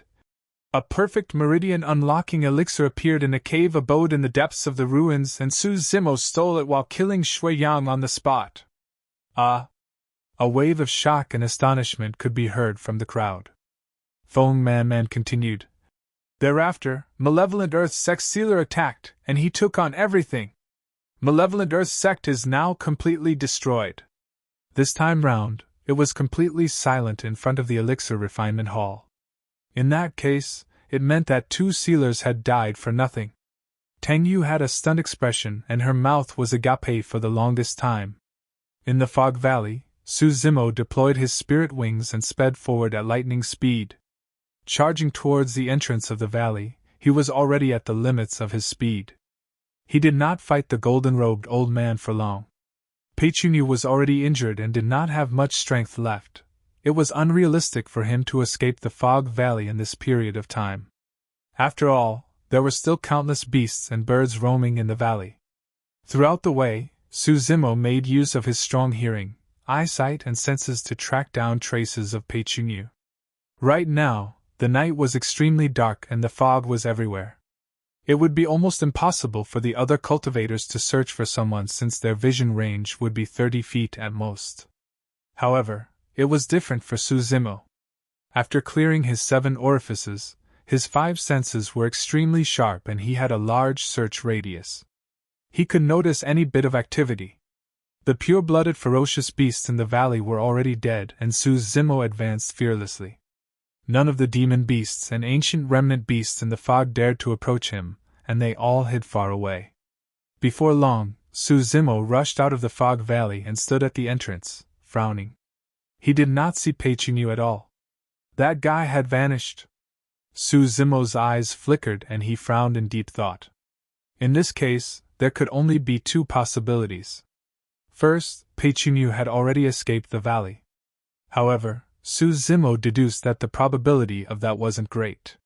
Second, Péchinu was still in the valley. It wasn't a simple task if one wanted to hide inside the fog valley. Birds filled the skies and beasts roamed the ground. There was no way a cultivator would be able to hide in peace, as they would definitely encounter battles and create a commotion. However, along the way, Supremo did not notice any signs, nor did he hear any activity. Weird, he murmured softly. Could he truly have escaped? On second thought, Supremo felt that it wouldn't be surprising for a disciple of Glass Palace, an immortal sect, to possess some life-preservation methods. At that moment, Péchinu might have already escaped 1,000 miles away from that place. After loitering around for a long time, Supremo returned from where he came from and disappeared into the fog. A long time later, the valley regained its tranquility. In the blink of an eye, the night had passed. The sun rose, casting away the night from the valley. An ancient remnant beast, the cloud-seeking leopard, walked slowly out of its cave, looking dispirited and terrible. It had devoured a human the previous night. However, for some reason, it did not manage to digest the human even after the night, and it felt bloated and uncomfortable. The cloud-seeking leopard did not walk far when it cried out and collapsed weakly to the ground with a throbbing pain in its stomach. Shing! Flashes of blood appeared. The abdomen of the cloud-seeking leopard was ripped open from the inside as countless organs spilled out of a gigantic hole along with the bloodied figure. The bloodied figure bent over and started retching. A while later, he reached out and wiped away the blood on his face, revealing a disfigured face that was horrifying like a ghost. Supremo, I will definitely make you pay 100 times for the humiliation I suffered today. The bloodied figure's gaze was venomous as he said with grit teeth. The previous night, Péchinu predicted that it would be hard for him to escape from Supremo. Thus, he took the initiative to look for an ancient remnant beast and allowed it to devour him. That was an extremely dangerous move. The stomachs of demon beasts churned extremely strongly, and ordinary cultivators wouldn't be able to handle it. Anyone else would have been crushed into sludge. Furthermore, the digestive fluids of an ancient remnant beast was extremely corrosive, and could even melt rocks and ores. If not for the fact that the Glass Heart Sutra tempered his body so powerfully, Péchinu wouldn't have survived the night. Even so, his flesh was corroded into a bloody mess, and he was completely disfigured, almost shedding an entire layer of skin. Turning to glare at the cloud-seeking leopard and its dying eyes, Péchinu staggered towards the entrance of the valley and escaped with a cold expression. Chapter 429 A Heavenly Shocking Appearance Through Stone. Arrival of the Human Emperor's Palace. Chapter 429 A Heavenly Shocking Appearance Through Stone. Arrival of the Human Emperor's Palace. With the end of the Battle of the Ruins, the biggest winner was Elixir Young Sect. Entering the ancient battlefield with more than 1,000 disciples, they had more than 400 remaining. If nothing went wrong, these 400-odd people would be able to return to Elixir Young Sect safely. Xiaoning received the inheritance successfully, and opened up the Elixir Refinement Hall, obtaining countless ancient Elixir manuals. Elixir Young Sect's reputation and status was bound to soar after the ancient Elixir manuals were brought back to the sect. The next day, Elixir Young Sect, Thousand Crane Sect, Puppet Sect, Tomb Sect and the other sects and factions left the place and returned to Xiantian City. Most of the cultivators had already achieved their goals for the ancient battlefield expedition. In the following period of time, they would choose to cultivate peacefully in Xiantian City before leaving once the year was up. Supremo began to cultivate in seclusion as well, preparing to unlock his 7th spirit meridian. Time passed by slowly and in the blink of an eye, Su Zimo had been in the ancient battlefield for half a year. He had just unlocked his 7th spirit meridian a couple of days ago, increasing his strength once more. As long as he continued cultivating, Su Zimo might be able to reach the peak of 7 Meridian Foundation establishment before leaving the ancient battlefield. After returning to the Great Zhou dynasty and consuming the perfect meridian unlocking elixir, he would have a chance of unlocking his 8th spirit meridian, turning into a foundation establishment cultivator with all meridians unlocked. By unlocking all 8 meridians, he would be at perfected foundation establishment cultivation realm, and would definitely form a golden core. Furthermore, he would definitely have a golden core phenomenon accompanying his core formation. Of course, that was under the premise that everything went smoothly. The path of cultivation was unpredictable, and no one could guarantee that it would be smooth without any changes happening in this period of time.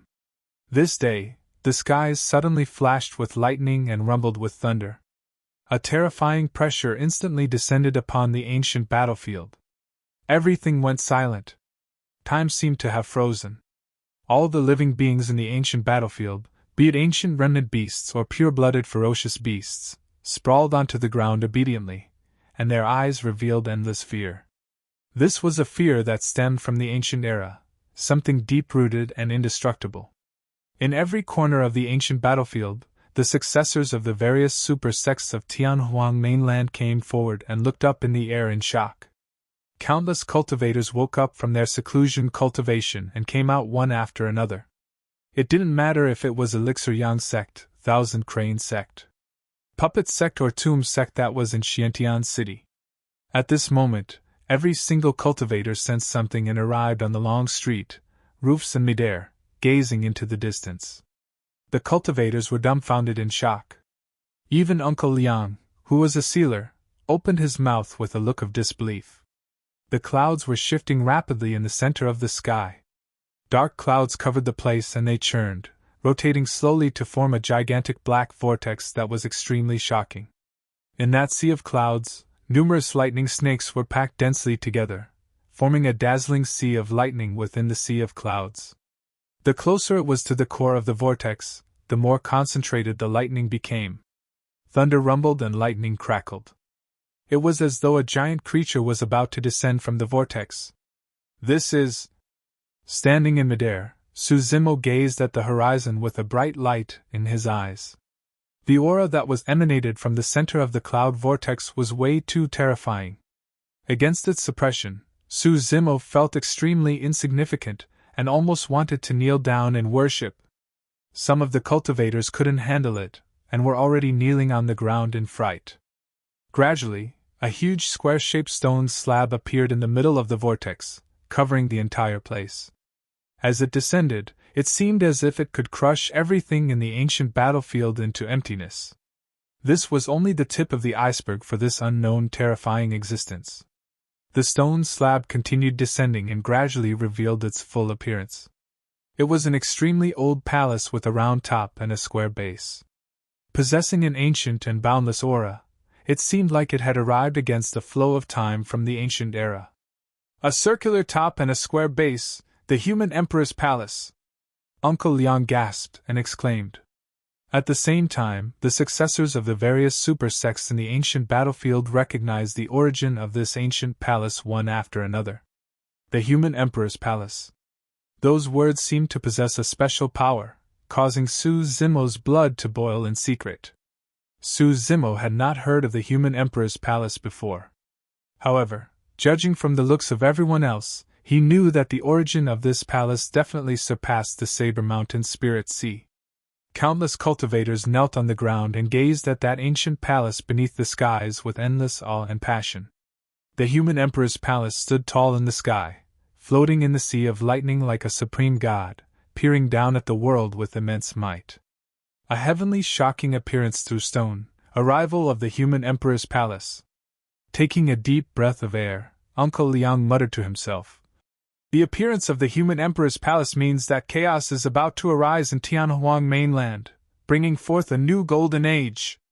Seems like a supreme emperor will definitely be born in this era. Perhaps we're about to welcome a prosperous era with multiple emperors arising, restoring the glory of the ancient era. To be fortunate enough to witness everything in my lifetime, I can now die without any regrets.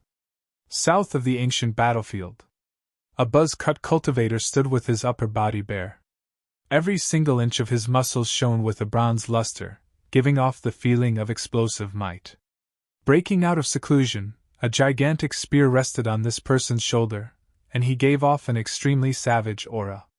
Raising his head to look at the ancient palace, he roared in laughter. Ha! The arrival of the human emperor's palace! Seems like I, Pang Yu, am fated to be an emperor in this era. Before his laughter ended, Pang Yu strode towards the center of the ancient battlefield in huge strides. North. A pair of resentful eyes could vaguely be seen through layers of vines that concealed the entrance of a hidden cave abode. Su Zimo, if not for you, I, Peichun Yu, would definitely have a chance to obtain the human emperor's palace's inheritance. Half a year had passed and Peichun Yu had yet to break through to 8 Meridian Foundation establishment. He did not have the strength to fight the others for the human emperor's palace's inheritance at all. In order to survive, he could only continue to hide here. West. A monk who was originally sitting quietly in the middle of the desert suddenly stood up. Gazing at the ancient palace above him, he mumbled to himself. The human emperor's palace does tempt me. East. A purple cloud soared into the sky before transforming into a figure and descending slowly. The purple-robed cultivator had a stern expression and did not smile at all. Possessing a dignified expression, he was surrounded by endless purple chi and had an extraordinary aura. After pondering for a moment, the purple-robed cultivator moved and disappeared from the spot. The center of the ancient battlefield. In front of a waterfall, a cultivator sat quietly on a rock. Although he was drenched from the splashing water, he was indifferent to it. A sheathed long sword laid horizontally across his knees and his long, narrow eyes revealed a sharp glint in them. Fufufu. With slender fingers as translucent as jade, he gripped the hilt of his sword slowly. Buzz! A sword light flashed for a moment. The sword had already returned to its sheath, as if it had never appeared. The waterfall that was originally pouring down suddenly paused with a blank gap in the middle, as if someone had cut it in half. The human emperor's inheritance is meant for no one else but me. Rising, the tall cultivator mounted the sword on his waist casually and murmured, "This is a rare opportunity for my startling sword to test the methods of all the other successors of the various sects." Almost at the same time, the successors of all the various major sects rose one another, heading towards the center of the ancient battlefield. Chapter 430 Primordial Secret. Chapter 430 Primordial Secret. Xiantian City. Su Zimo arrived beside Tang Yu and asked softly, "What's the background of the human emperor's palace?" Gazing at Uncle Liang, Tang Yu said, "It's better to let Uncle Liang explain. He knows more about these ancient secrets than me. It's just a pity that I'm reaching the end of my life and I won't be able to witness the arrival of this glorious era." Sigh. Uncle Liang sighed gently with a wistful expression, revealing endless indignance in his eyes. After a momentary pause, he said slowly, "There's a person who has to be mentioned in order to explain the human emperor's palace. He's none other than the human emperor." The moment those words were said, it seemed to possess a divine might that caused the entire ancient battlefield to tremble. Su Zimo furrowed his brows slightly. It was easy to deduce that this person was an emperor just by the title alone. However, even when Tang Yu mentioned the saber and sword emperors previously, she did not reveal an expression as such. It was an innate reverence and respect. This was no longer a mere title, but an eternal energy that ran through the ages. As though he could understand Su Zimo's confusion, Uncle Liang explained, "Throughout history, there would always be an emperor for every era. The Saber Emperor that left behind the Saber Mountain Spirit Sea was merely the Saber Emperor of that era. Later on, there was someone else who succeeded the Emperor of the Saber Emperor. In other words, be it the Saber, Sword, Immortal or Demon Emperors, they were not the only ones, and every single era would have paragons attaining the title of Emperor." At that moment, Uncle Liang paused for a moment before saying deeply, However, throughout history, there has only been a single human emperor. For the other emperors, those were merely titles. However, he was the one and only human emperor. The human emperor. Su Zimo was shocked. At that point, he gradually understood the significance of those two words, human emperor. Even the immortal, Buddha and fiend emperors could not take on the human emperor's title. Immortals, Buddhas and fiends were merely different das of the human race. However, the human emperor was the emperor of all humans and was above the immortal, Buddha and fiend emperors. What sort of a peerless genius was befitting of such a title?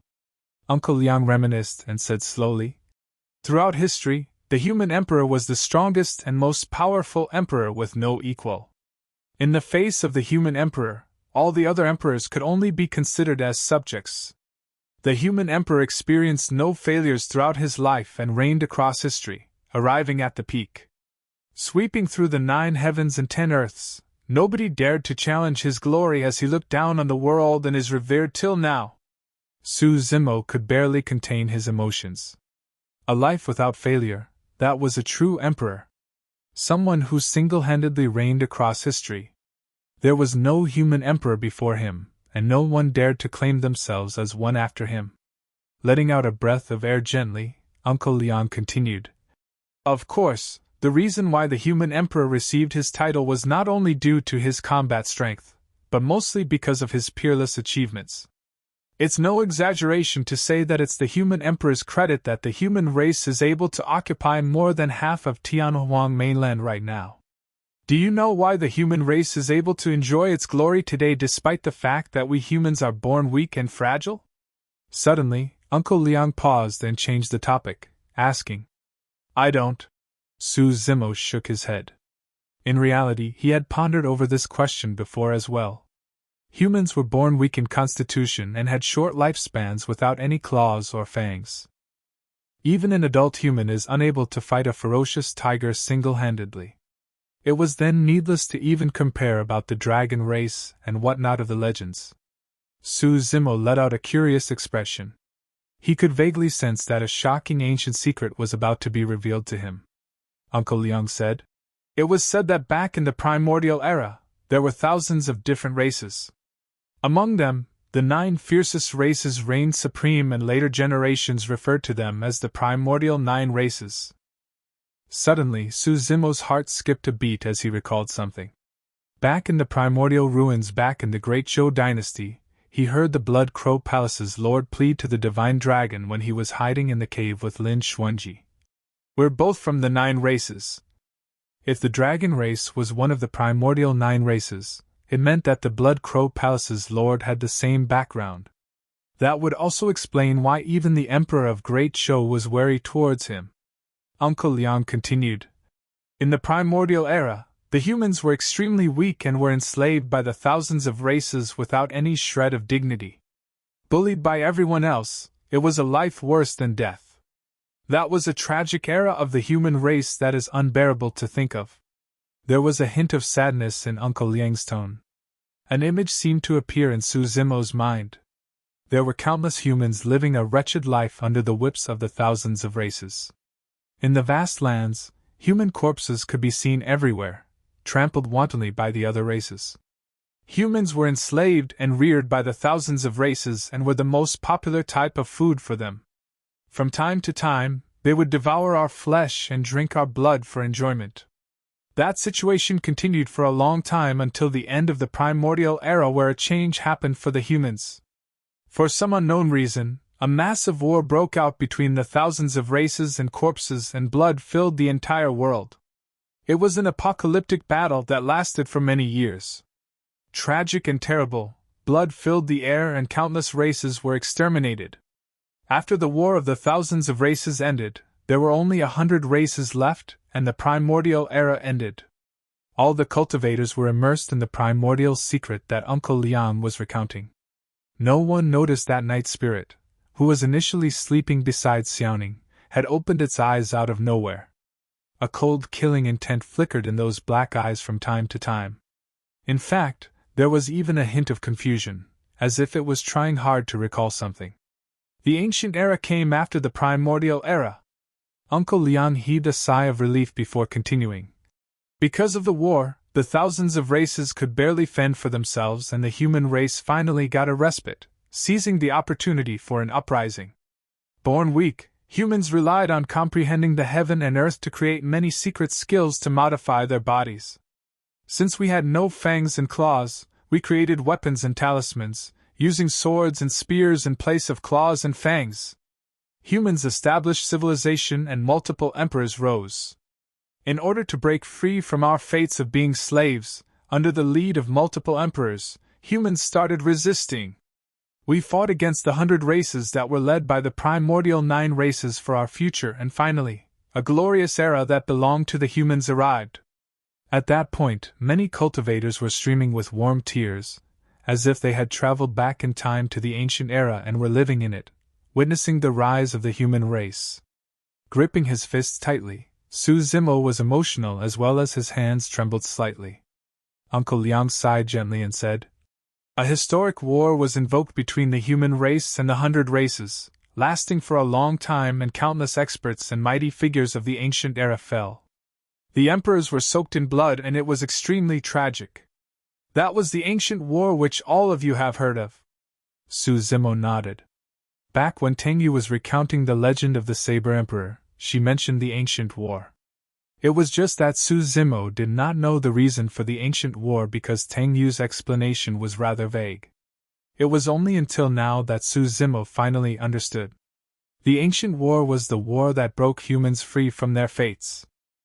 It was also a war that determined the destiny of the human race. It was a war that the humans couldn't afford to lose. If they lost, humans would be met with a fate worse than it was in the primordial era, and they would definitely not have further chances of rising.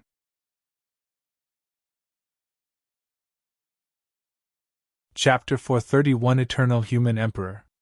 Chapter 431 Eternal Human Emperor. Uncle Liang said. The ancient war lasted for a whole time and almost spanned across the entire ancient era. Among that, countless human cultivators risked their lives to save the commoners from the disaster, creating a tragic song among the glorious era of the human race. The primordial 9 races were way too strong and had already reigned over Tianhuang mainland ever since the primordial era, where there were thousands of races. Under the lead of the primordial 9 races, the 100 races joined forces and pushed the humans back. Slowly, the territories occupied by the humans decreased, and they were about to be engulfed by the 100 races that were led by the primordial 9 races at any moment. The human race was on the brink of extinction. Although everyone already knew that the outcome of the ancient war was that the human race stood victorious, everyone could not help but get nervous at that point. Uncle Liang took a deep breath of air and said deeply, "In that chaos, the human emperor appeared domineeringly and overturned the situation. He conquered the 4 regions and 3 seas almost single-handedly, killing multiple emperors among the 100 races and severing the light of providence on the primordial 9 races. Sweeping across Tianhuang mainland, everyone had to bow down everywhere he passed. The Dragon Emperor of the Dragon race and the Celestial Emperor of the Celestial race? Against the human emperor, all of them had to die. Later on, descendants even referred to the birth of the human emperor as the subduing of all 100 races as his subjects." The cultivators opened their mouths in shock, and it took a long time for them to calm their hearts. The result of the ancient war was that the 100 races lost massively and were almost extinct. Even the primordial 9 races were severely injured and had to each hide in a corner of Tianhuang mainland, living ignoble existences and rarely showing their faces. The 9 areas are known today as the 9 Forbidden Grounds. Su Zimo shuddered when he heard that. Previously, he heard Demonis Ji mention the 9 Forbidden Grounds where any living being that entered was bound to die. It was only until now that the doubts in Su Zimo's hearts were resolved. The origins of the 9 Forbidden Grounds came from the primordial 9 races that once ruled over Tianhuang mainland. What Uncle Liang meant was that if the human emperor hadn't appeared in the ancient era, the humans wouldn't have been a match for the primordial 9 races. Although the human emperor was already long gone, the primordial 9 races survived. Suddenly, a thought struck Su Zimo. If the primordial 9 races were to show themselves again and come out from the 9 forbidden grounds one after another in this era, who could stop them now that the human race no longer had the human emperor? It wasn't a completely unfounded worry. The reason why Su Zimo thought about that was because of the appearance of the Blood Crow Palace's lord. Shaking his head, Su Zimo stopped letting his imagination run wild. He merely heard Uncle Liang continuing. From then on, the human race has prospered and the ancient era came to an end, bringing us to the current era. Right now, no one knows of the human emperor's name. However, because he reigned through history and conquered all regions, the human race refer to him as the emperor, and we descendants call him the eternal human emperor. Furthermore, it's because of the human emperor's appearance that the 100 races are destroyed and the primordial 9 races have to live an ignoble existence, bringing a close to an era. The ancient era was also known as the human emperor's era. Eternal human emperor. Uncle Liang continued. Ever since the ancient era, time has passed and the world has changed. Generation after generation, emperors have appeared on Tianhuang mainland, but none of them dare refer to themselves as the human emperor, and neither did any of them have the qualifications to attach eternal to their titles. Su Zimo finally heaved out a sigh of relief when he heard that as a phrase filled his mind. The title of the human emperor was totally deserved. Tang Yu said. The human emperor's palace was the bedroom of the human emperor, and contains his inheritance. Ever since the human emperor left Tianhuang mainland, the human emperor's palace has only appeared 7 times and there were a total of 7 people who had entered it, leaving their marks. Each of the cultivators that came forth from it underwent complete transformations. Among those 7 people, 3 of them became emperors. The other 4 cultivators became the strongest paragons of their respective generations. It was just a pity that they died midway and could not make it to the end. No one could ensure that the path of cultivation would be smooth. Even the cultivators with the most heavenly defying potentials would meet with countless calamities, and no one could guarantee that they could make it through everything safely. Tang Yu remarked. From the point of view of the later generations, if the remaining 4 of the 7 cultivators who entered the human emperor's palace hadn't died, they would have definitely become emperors with their achievements as well. What's inside the human emperor's palace? Su Zimo could not help but ask. Tang Yu chuckled bitterly and shook her head. I'm afraid other than the 7 cultivators who entered the human emperor's palace, no one else knows. Uncle Liang said deeply. It's said that each of the 7 cultivators received different inheritances. For example, the 3 of them who became emperors were the immortal, Buddha and fiend emperors respectively. Tang Yu looked at Su Zimo and suddenly asked. Fellow Taoist Su, you're interested in the human emperor's palace's inheritance? Su Zimo remained silent and did not reply. Tang Yu continued.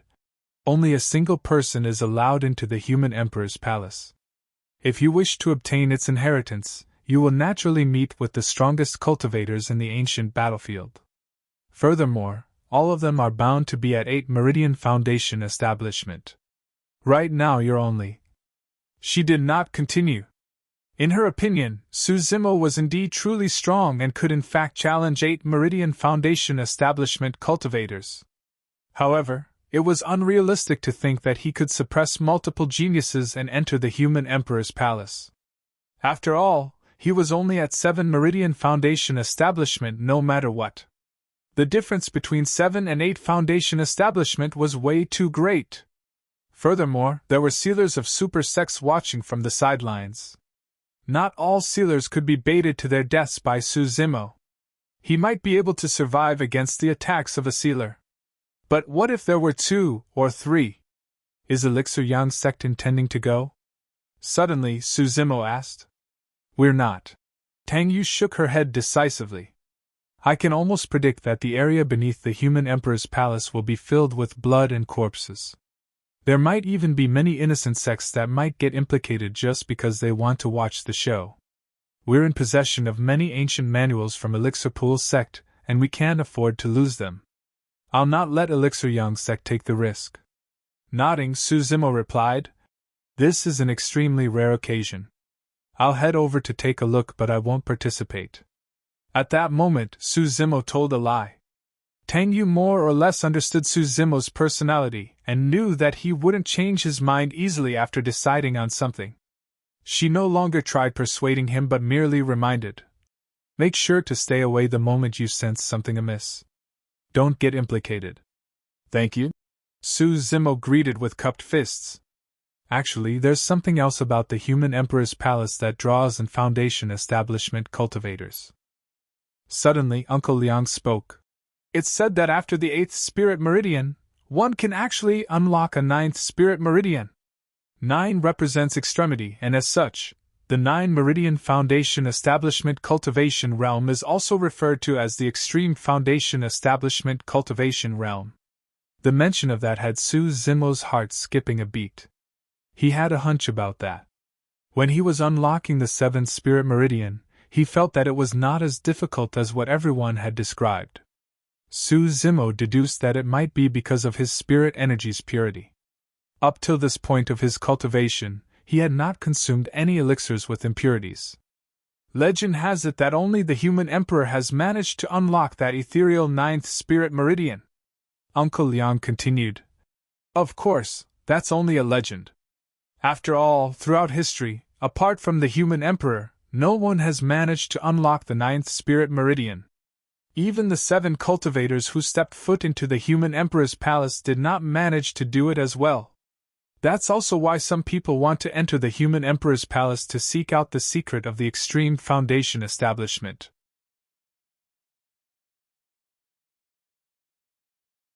Chapter 432 Effortless Victory. Chapter 432 Effortless Victory. The second day after the human emperor's palace descended, Su Zimo left Xiantian City. He did not take Night Spirit with him.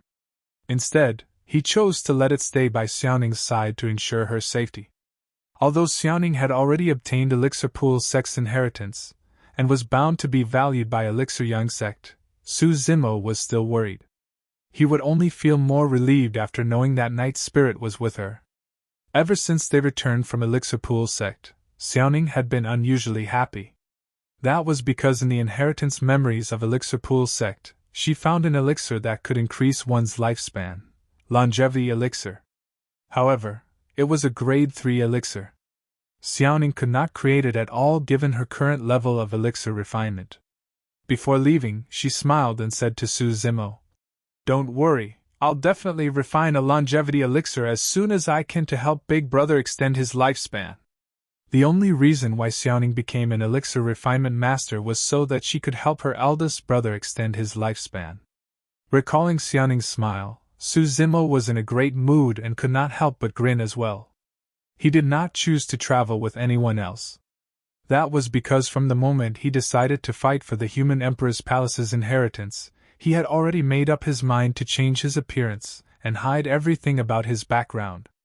With the descent of the human emperor's palace, Su Zimo would have to face almost all the super sects of Tianhuang mainland.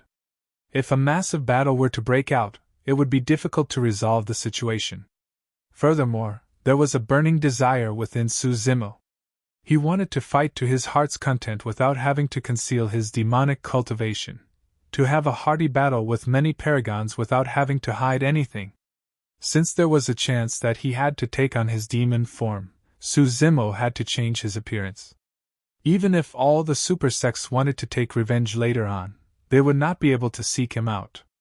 To ensure that nothing went wrong, Su Zimo would not use any means that would expose his identity. Speeding along the way, a series of crackling sounds came from within his body as his tendons and bones rang while his muscles expanded and his body turned taller. Even his facial features were changing. In the blink of an eye, the original Su Zimo disappeared entirely. In his place was a 2-meter-tall burly man. With rough facial features, thick eyebrows, large eyes and a wide nose and mouth, there was nothing delicate about his appearance anymore. Su Zimo whipped out a spirit energy mirror and looked at his reflection, grinning in satisfaction. His green robes were no longer matching with his burly appearance. Rumbling through his storage bag, Su Zimo dug out a linen shirt and draped it casually over his body, exposing his chest. He looked carefree and unreserved.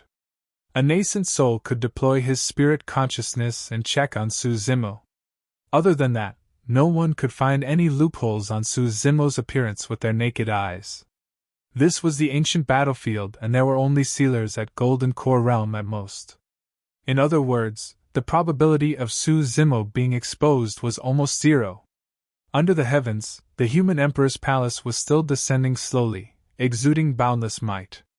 The closer it was to the human emperor's palace, the more evident the feeling became.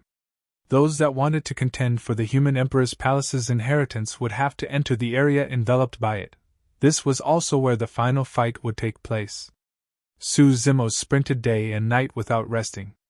3 days later, his ears buzzed and caught wind of the sounds of fighting coming from the southwest. There were some angry shouts mixed with the sounds. Fights were extremely common in the ancient battlefield. People could get into fights even if they met by chance, let alone if they had disagreements. Because it was way too common, Suzumo did not intend to bother about it at all. However, he did not advance far when his expression changed. Raising his brow, he came to a stop and listened intently with raised ears. He seemed to hear a familiar voice in that fight. After some hesitation, Suzumo changed his direction and dashed towards the southwest. Poof! A large head was chopped off with blood flowing like a fountain. Filled with spirit energy, a 7 Meridian Foundation establishment cultivator was using a long saber and fighting against 4 other cultivators in an intense fight.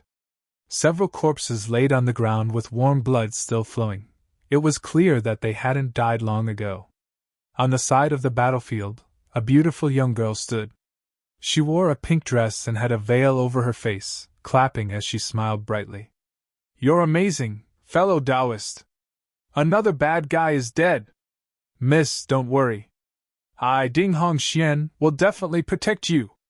The 7 Meridian Foundation establishment cultivator who was fighting against 4 people turned and said to the girl in pink, "Ding Hong Xian, have you gone crazy?" Opposite him, a man shouted, "The person behind you is a demoness. Don't be bewitched by her and lose yourself. Senior Brother Ding, why are we fighting among ourselves? It's not too late if we capture this peerless beauty first before enjoying her later." Another cultivator defended against Ding Hongshuan's saber, and remarked while panting, "There's no need to say more. He's already bewitched by the demoness and has lost his mind completely. Don't hesitate and just kill him." An older cultivator among the 4 said in a deep voice. Upon hearing that, the 4 of them were extremely decisive, and used their killing moves one after another, killing Ding Hongxian on the spot. The older cultivator turned around and walked towards the girl in pink without concealing the lust in his eyes. "Demoness, don't worry. I'll definitely take good care of you once you're in my hands. Hee hee." The girl in pink did not retreat, and stood there pitifully. Sweeping her gentle gaze across the 4 of them, she said tearfully, "But there's only 1 of me and there's 4 of you guys. Is that so?" The older cultivator's gaze turned cold as he remarked icily, "I'll kill them then." Just as he was about to turn around, a long sword protruded from his chest and fresh blood dripped. In an instant blood faded from the older cultivator's face, and his eyes regained their clarity. However, it was all too late. "Senior Brother Lu, you want to enjoy her all for yourself." Behind the older cultivator stood a young cultivator with his sword extended. His eyes were maniac as he shouted with a frenzied expression, "That woman's mine! Don't fight with me for her! Crazy! All of you have gone crazy!" Another cultivator declared coldly with widened eyes, "How dare you forget about our relationship as sect mates just for a woman? Since that's the case, I'll punish you on behalf of the sect." Clang! Clang! Clang! Poof! Poof! The remaining 3 cultivators fought amongst one another, completely losing themselves. Before long, 2 of them were lying in a pool of blood. They only regained stupor right before dying, but it was all too late. The last person remaining was distraught and committed suicide. In the blink of an eye, the remaining 4 cultivators were all dead. As for the girl in pink, she did not move at all and was watching coldly from the sidelines right from the beginning with a faint hint of mockery in her eyes. That was a true effortless victory. Amitba. Not far away, a Buddhist proclamation sounded. Female patron, you have a vicious heart and will descend into the 18 levels of hell sooner or later to receive your karma. If you're willing to repent and turn to Buddha, there might still be a sliver of hope for you.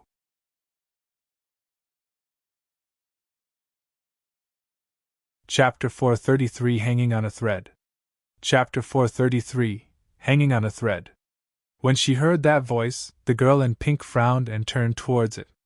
Not far away, a huge demon beast a few dozen feet tall strode over slowly. It had a tiger's body, a human face, sharp claws and fangs as well as 9 tails. Possessing a violent gaze, it exuded a feral aura. The girl in pink's expression changed slightly beneath her veil as she pursed her cherry lips and remarked, Lu Wu. The Lu Wu was a pure-blooded ferocious beast that resembled a tiger in shape. With a violent nature and immense strength, it was extremely powerful. Corpses soaked in blood dangled on the Lu Wu's 9 tails in a terrifying manner as the stench of blood filled the place. Although some of them had died a long time ago and were dried up, they still exuded a pungent smell. Those that were not dried up flowed with fresh blood that dripped on the ground. There were around 1,000 corpses on the 9 tails. It was clear that they were from different factions judging from their varied attire. The Lu Wu swayed its 9 tails and the 1,000 corpses swayed in midair, giving off a nauseating stench of rotting corpses. The girl in pink's eyes were filled with a momentary flash of disgust. Even though there were many pure-blooded ferocious beasts in the ancient battlefield, none of them could form inner cores and as such, they naturally could not speak in human tongue. There was someone else who spoke earlier.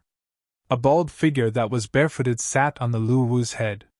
Draped in golden monk robes, the person's eyes were bright and his face shone brilliantly.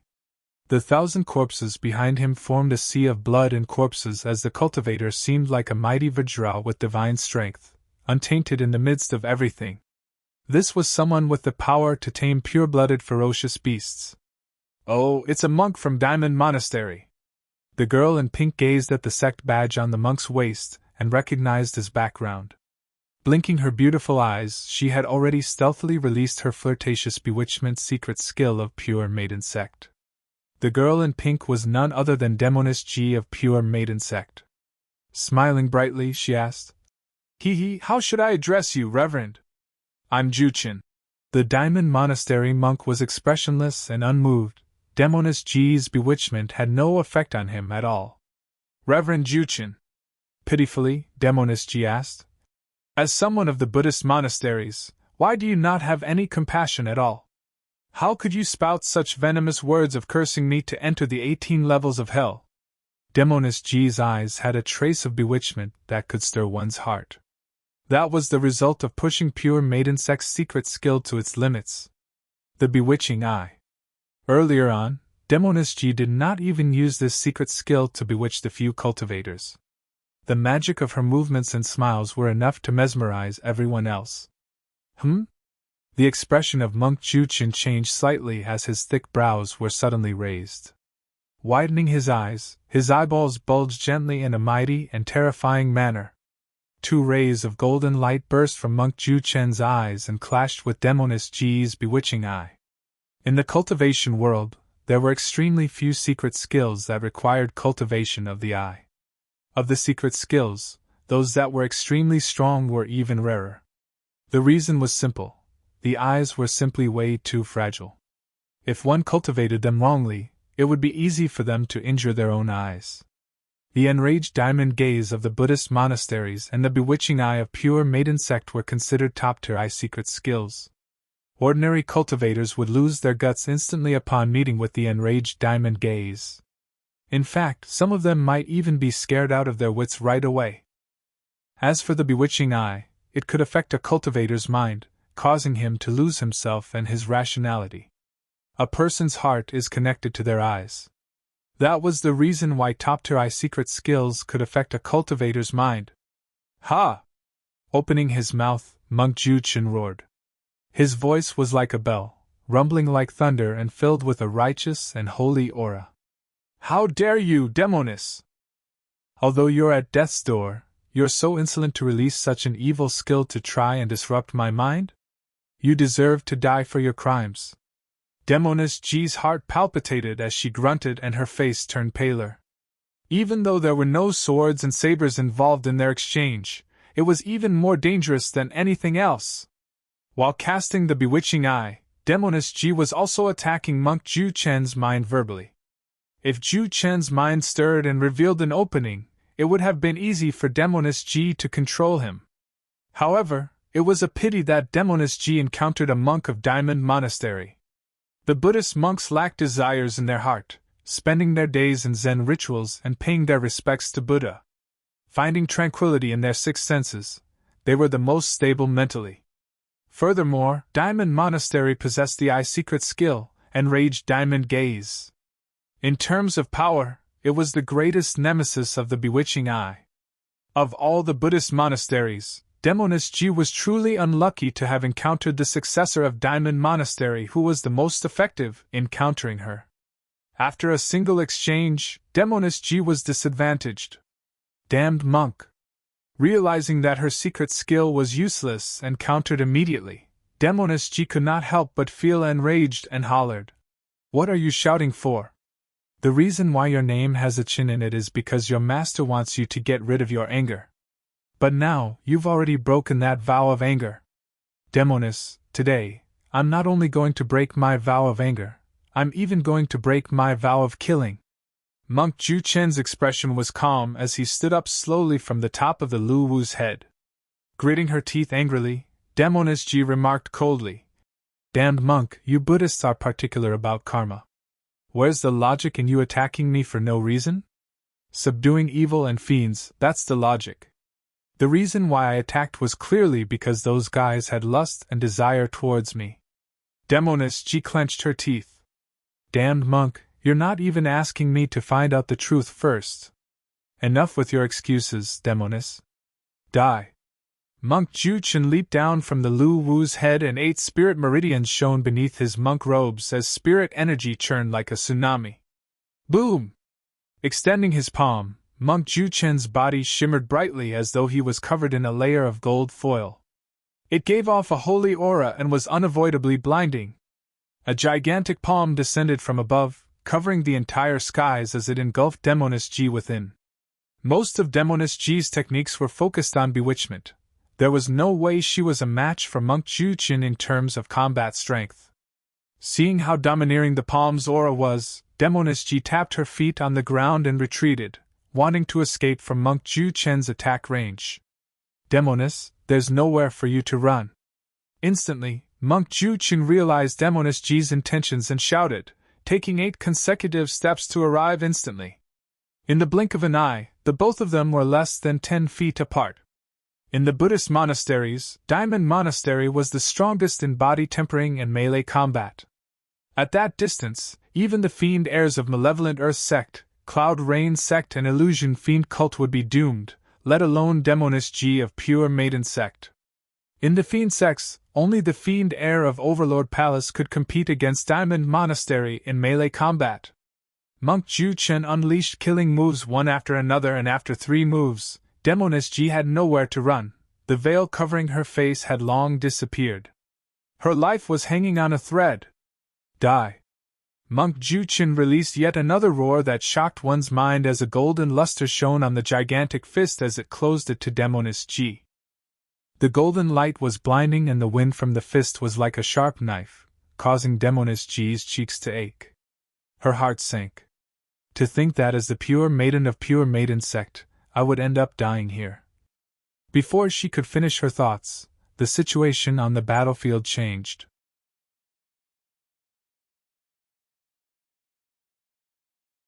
Chapter 434 Suppress. Chapter 434 Suppress. A tall and mighty figure had unknowingly appeared behind Demoness G. Reaching out, that person grabbed Demoness G's arm and yanked her backwards before throwing his left fist out to meet the bedazzling golden fist of Monk Ju Chen in a heavy clash. That punch was domineering and seemed as though it was going to carve a hole in the heavens to shoot down the sun. There were not many people who could go head-on against the successor of Diamond Monastery bare-handed in melee combat. Apart from the successor of the Immortal Sect, Glass Palace, The fiend heir of Overlord Palace had the capability as well.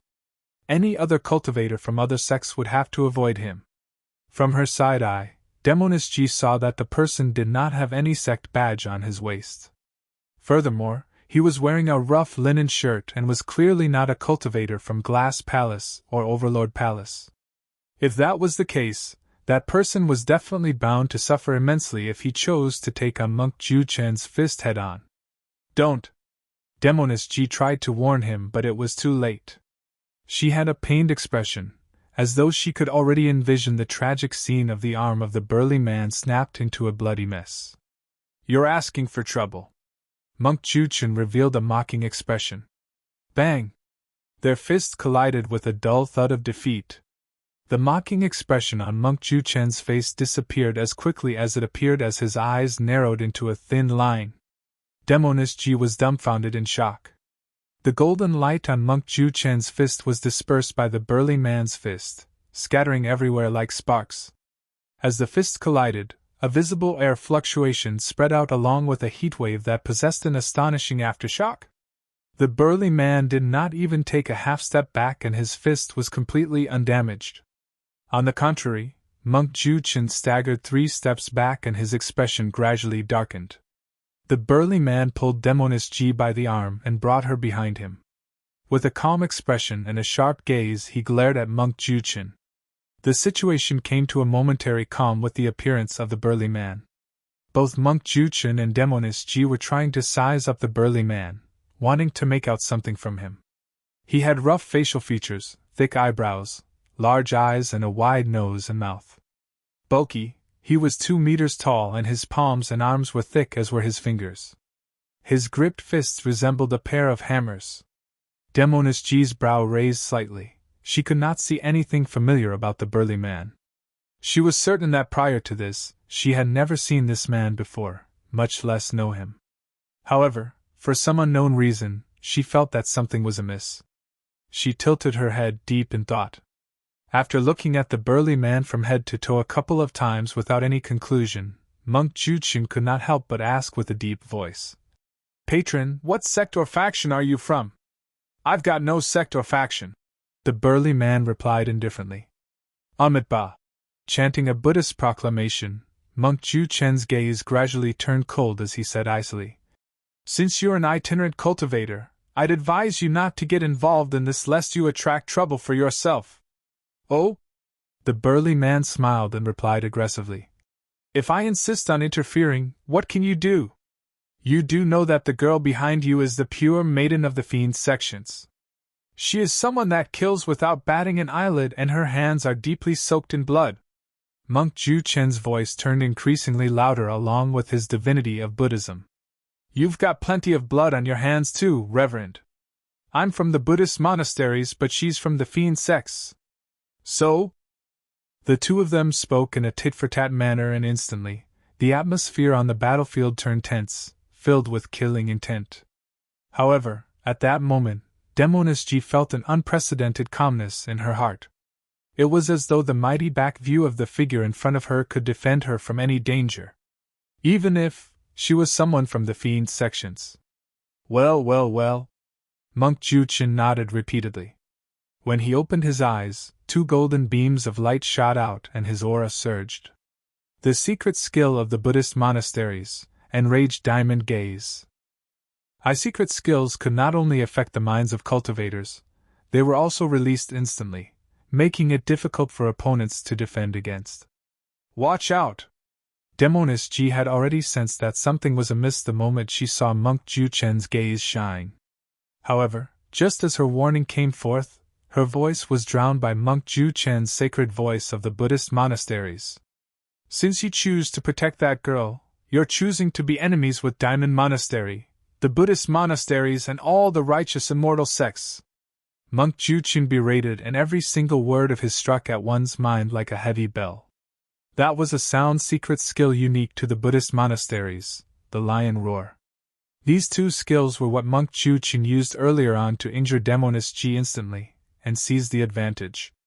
Under normal circumstances, ordinary cultivators would suffer blinding pain in their eyes and buzzing in their ears against these 2 instantaneous techniques. In a moment of panic, they would definitely reveal openings. However, the burly man's expression was unchanged and a demonic glint shone in his eyes. The 2 incoming streaks of gold light disappeared in midair. Taking a deep breath of air, the burly man's chest puffed up and his body swelled a little as if he was a balloon. The next moment, he opened his mouth and interrupted Monk Juchin with an immensely powerful shout. Fight! Boom! The moment he said that, the heavens shook. An explosion like thunder crushed over heavily, as if a massive army was trampling through everything. Before Monk Juchin could finish his sentence, he was interrupted by the burly man, and the air in his chest was blocked. It was extremely unbearable as his face turned pale, impacting his aura. The 2 of them were extremely close, and with a single huge stride, the burly man arrived before Monk Juchin almost in the blink of an eye. Boom! He stomped his feet heavily on the ground and the earth and mountains shook. In fact, 2 gigantic ravines appeared in the ground behind him as the mud was overturned. Demoness G was shocked and her alluring lips spread open slightly as she watched everything in disbelief. Just who was this person? Even pure-blooded ferocious beasts wouldn't cause such an impact if they crossed rampantly. The pure-blooded ferocious beast, Lu Wu, who was standing behind Monk Juchin, was initially watching coldly from the sidelines. However, it was shocked when it sensed the aura of the burly man and its fur stood on end, causing its entire body to expand greatly. This was the natural reaction of a demon beast when it sensed extreme danger. At that moment, in terms of aura, the burly man had already crushed Monk Juchin completely. Swoosh! The burly man reached out with his palm and descended from above, slapping towards Monk Juchin with an aura that threatened to engulf the vast lands.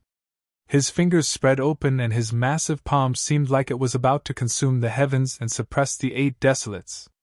Now that he lost the initiative, Monk Juchin was shocked. He did not have time to dig out his Buddhist spirit weapons from his storage bag and could only prop up his arms in defense against the colossal force. Bang! The burly man's palm crushed heavily against Monk Juchin's arms. Instantly, Monk Juchin seemed like he had turned shorter as his feet sank deep into the ground beyond his knees. At that moment, Demonist felt like she was witnessing a great demon god that stood tall in the sky, looking down at the vast world as he crushed an ant with his gigantic palm. At this moment, the successor of Diamond Monastery had lost all his aura and was akin to an ant squashed in the mud. Crack! Crack! Crack! Both sides were still in a deadlock. However, the sound of bones shifting could be heard from within Monk Juchin's body, as if his bones were about to fall apart, grinding endlessly in a jarring manner.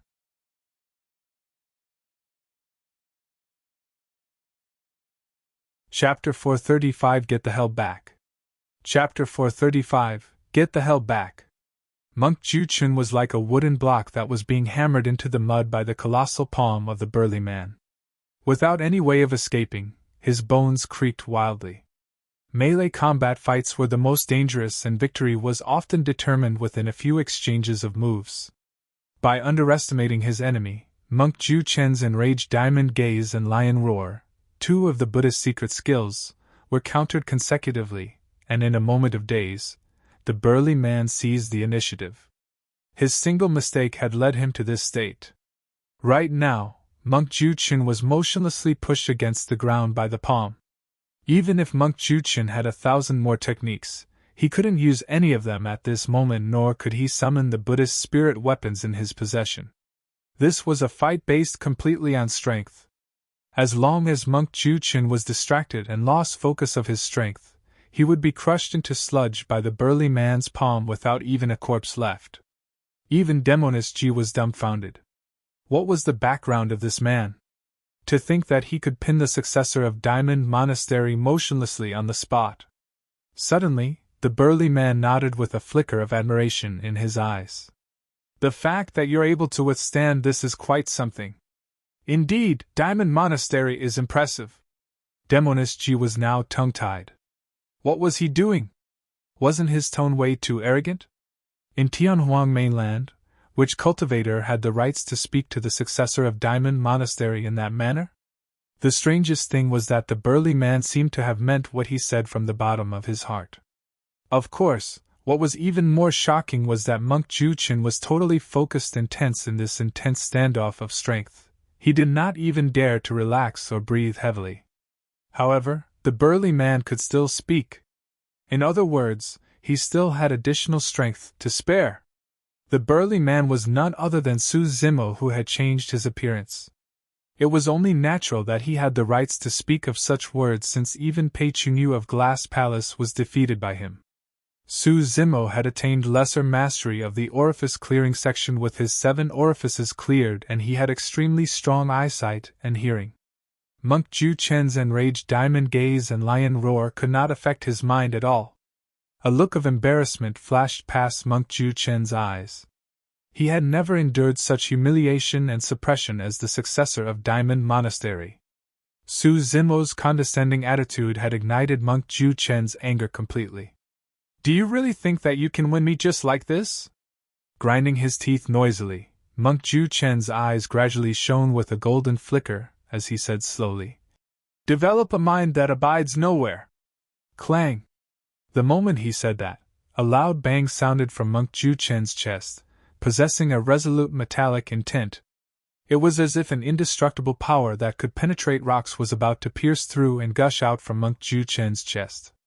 Su Zimo could clearly sense that the metallic sound earlier on was Monk Juchen's heartbeat. After it sounded, Monk Juchen's bloodline churned and the strength in his arms increased significantly, steadying his wavering body instantly.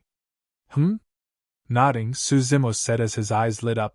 "Interesting," Demoness Ji hurriedly remarked. "Watch out! That's the profoundness in Diamond Monastery's secret manual, Diamond Sutra. By developing a mind that abides in nowhere, one is able to cultivate a diamond heart." Clang! A heartbeat sounded once more, cutting through Demoness Ji's voice. This time round, the metallic sound was even clearer and more ear-piercing, as if it could destroy everything and penetrate all beings. The blood in Monk Juchen's body circulated slowly, giving off the sound of flowing lead mercury. Mercury blood amalgam. That was almost the limit of the power of bloodline. The only thing above that was the legendary tsunami blood. Monk Juchen's arm's strength increased significantly, and he propped up Su Zimo's palm. As his aura climbed, his eyes shone with frenzy. Demoness Ji continued. "Each time the diamond heart thumps, it would swap blood with the marrow and refine his tendons and bones. At the limit of its cultivation, one's body becomes indestructible and can even fight against pure-blooded ferocious beasts." Clang! Clang! Clang! As though he was trying to prove how scary the diamond heart was, the heartbeat coming from Monk Juchen pounded even faster as his blood raced within his body. Swoosh! The sound of lead mercury was endless. "Patron, you are too naive to think that you can kill me with a single palm strike." Slowly, Monk Juchen spoke with a metallic voice that was forceful and resolute.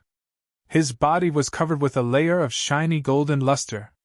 The power of bloodline that was triggered by the diamond heart had already cruised through his limbs to every single part of his body. "Foo!" Su Zimo smiled gently. "Dong!" Suddenly, an explosion roared without warning, as though a godly being was beating the heavenly drums fervently, giving off shuddering, forceful thuds. That sound was so close that it suppressed the sound of Monk Juchen's heartbeats. "Pissed!" Monk Juchen's expression changed starkly. Since he was opposite Su Zimo, he could naturally tell that the sound was coming from the other party's chest. Suddenly, he felt a sense of uneasiness. There was no time for Monk Juchen to think as he propped his arms up forcefully. Churning his power of bloodline to its limits, he exerted strength in both legs and tried leaping up to break free from Su Zimo's suppression. Angrily, Monk Juchen roared, "Break!"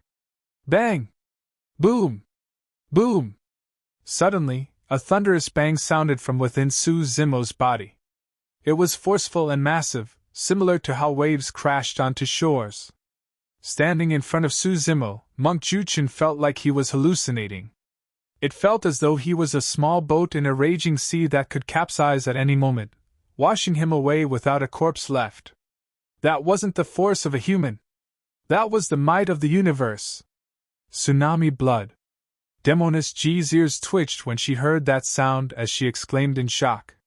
Throughout history, it was known that the limit of bloodline cultivation was at tsunami blood level. There were extremely few cultivators who had managed to accomplish it. She had come across one of them before. Back then, underground, with the existence of the ancient Spirit Lock formation, that person single-handedly defeated 5 fiend heirs in a domineering and decisive manner. Although many years had passed, the scene remained in the depths of her memories as though it had happened yesterday. No matter how she tried, Demoness G could not compare the burly man before her with the green-robed cultivator from her recollections who had delicate facial features. Get the hell back. Su Zimo's expression was calm and as was his tone. However, his blood surged like a tsunami in a terrifying manner. His muscular palm was filled with blood and green veins popped out as it expanded significantly once more, blocking Monk Ju Chen's line of sight and any path of escape before crushing down savagely on him. Ugh! Grunting dully, Monk Ju Chen made use of the burst power from his diamond heart and leaped up. Before he could break free from Su Zimo's palm, he was pushed down once more. The gold light on Monk Ju Chen's arms dimmed. Poof! His flesh exploded into a blood mist. Monk Ju Chen's entire body shuddered, bending his spine while his knees were almost on the ground. He felt as if there was a towering mountain above him, as if the heavens had collapsed and wanted to destroy him.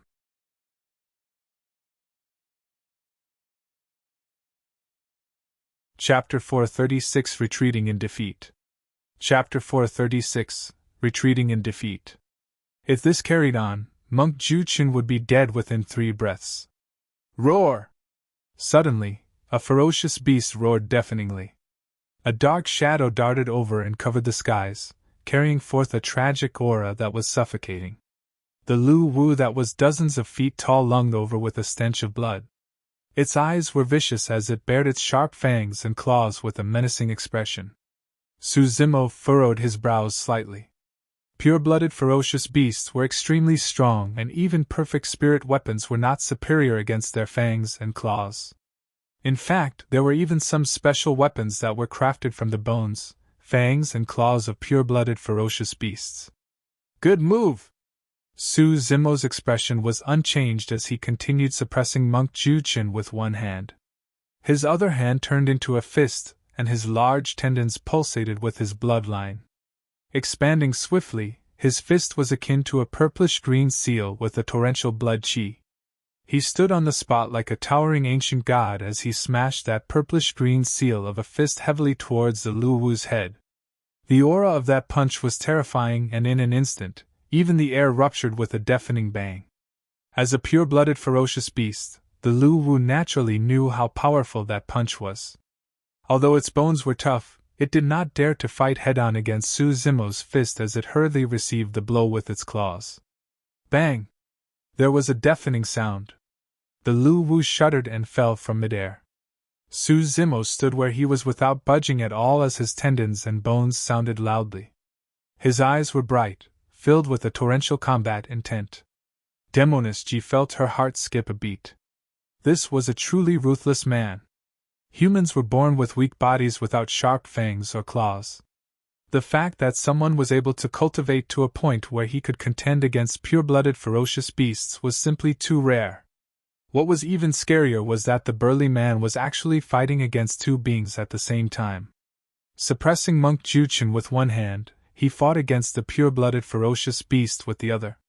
Despite that, the shocking thing was that his combat strength was not diminished, and he was not disadvantaged even though his strength was divided. When did such a ferocious person appear on Tianhuang mainland? Which sect did this cultivator belong to? The thing that confused Demoness G the most was that she could not detect traces of secret skills or techniques from any sect from this burly man. Roar! Although the Lu Wu fell from midair, it was not injured and leaped up once more with a jerk. It shook its 9 tails and the 1,000 corpses that were skewered on them exploded. Blood spewed everywhere, forming a mountain of corpses and blood. Swoosh, swoosh, swoosh. The Lu Wu tread on that mountain of corpses and blood and charged over with its 9 tails swaying like whips. The wind howled as it engulfed Su Zimo. The reason why pure-blooded ferocious beasts were so strong was not purely because of the purity of their bloodline and their terrifying strength. It was because they possessed killing moves that other demon beasts did not have. Take the hook snake back in the Fog Valley for example. Its tail had a gigantic hook that was laced with poison. That hook was indestructible and sharp, even Night Spirit would not be able to defend against it with its body. It was the same for the Lu Wu before them. Swaying behind, its 9 tails formed a sealed space and they could attack from various directions. It was like dealing with 9 steel whips that were extremely difficult and troublesome to defend against. Piak! Reaching out, Su Zimo scooped in midair and grabbed one of the Lu Wu's thick tails. However, he could not defend against the other 8 tails. Even with his physique, his organs would suffer from the impact of 8 tails smashing on his body. Left with no other choice, Su Zimo released his palm that was holding Monk Juchen down. Instantly, Monk Juchen seized the moment of opportunity, and his diamond heart pounded, surging his body with his diamond bloodline. Leaping from the ground, he ran off into the distance without turning back at all. He wouldn't have been able to hold on if it lasted for 2 more breaths. Drenched from head to toe in cold sweat, he felt as though he had just passed through Hell's gates. Boom! Su Zimo stomped on the ground and he retreated rapidly. He gripped a tail with both hands and exerted strength in his arms just as he was retreating. The tremendous force was transferred to the Lu Wu through its tail. It shuddered immensely, and its body nearly broke apart. Instantly, the other 8 tails lost their strength and directions.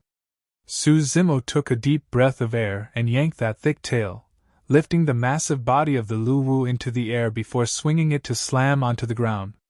It was a deafening crush. Dust clouds rose everywhere. Even Demoness Ji was dumbfounded. Everything happening before her had completely exceeded her expectations. How terrifyingly strong must one be to be able to do this? A short moment later, the dust dissipated and there was a huge crater on the ground with cracks all around it. Lying in the middle, the Lu Wu's eyes were dim and it groaned weakly.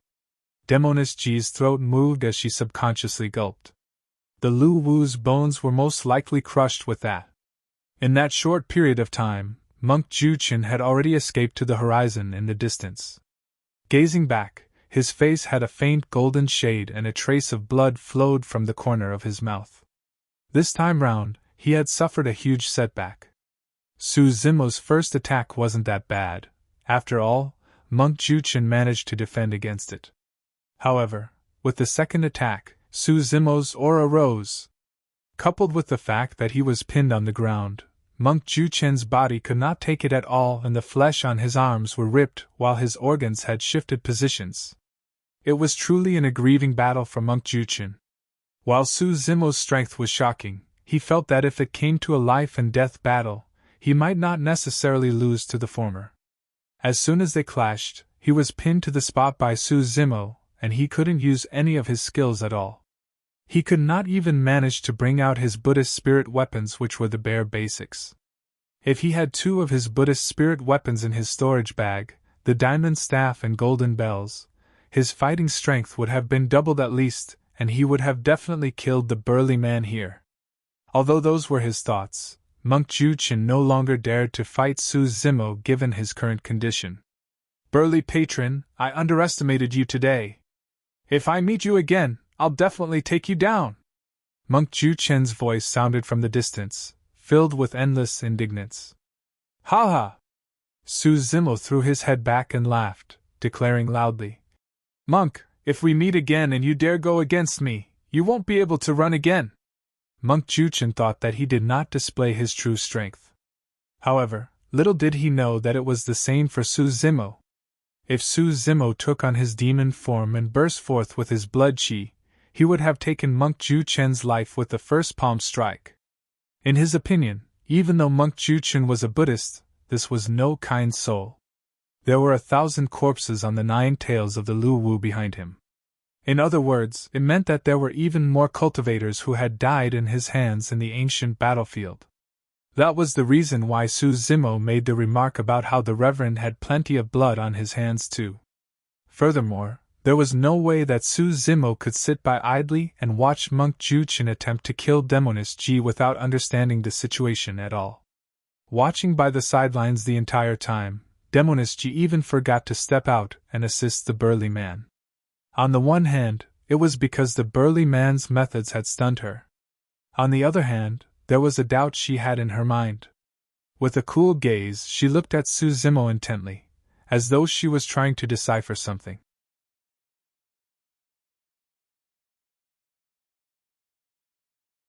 Chapter 437 Doubt. Chapter 437 Doubt. Since he wanted to change his appearance and hide his identity, there was no way Su Zimo could acknowledge Demoness G. He turned to leave after forcing Monk Juchin back. All of a sudden, a fragrance wafted over. A beautiful figure stood in front of him and blocked his path. Closing in, a smiling face looked at Su Zimo with deep interest without blinking. Under Demoness G's stare, although Su Zimo looked calm on the surface, he felt a little weak internally. He was worried that he might have revealed any mistakes, exposing his disguise to Demoness G. Each time he was faced with this quirky Demoness, Su Zimo always had headaches.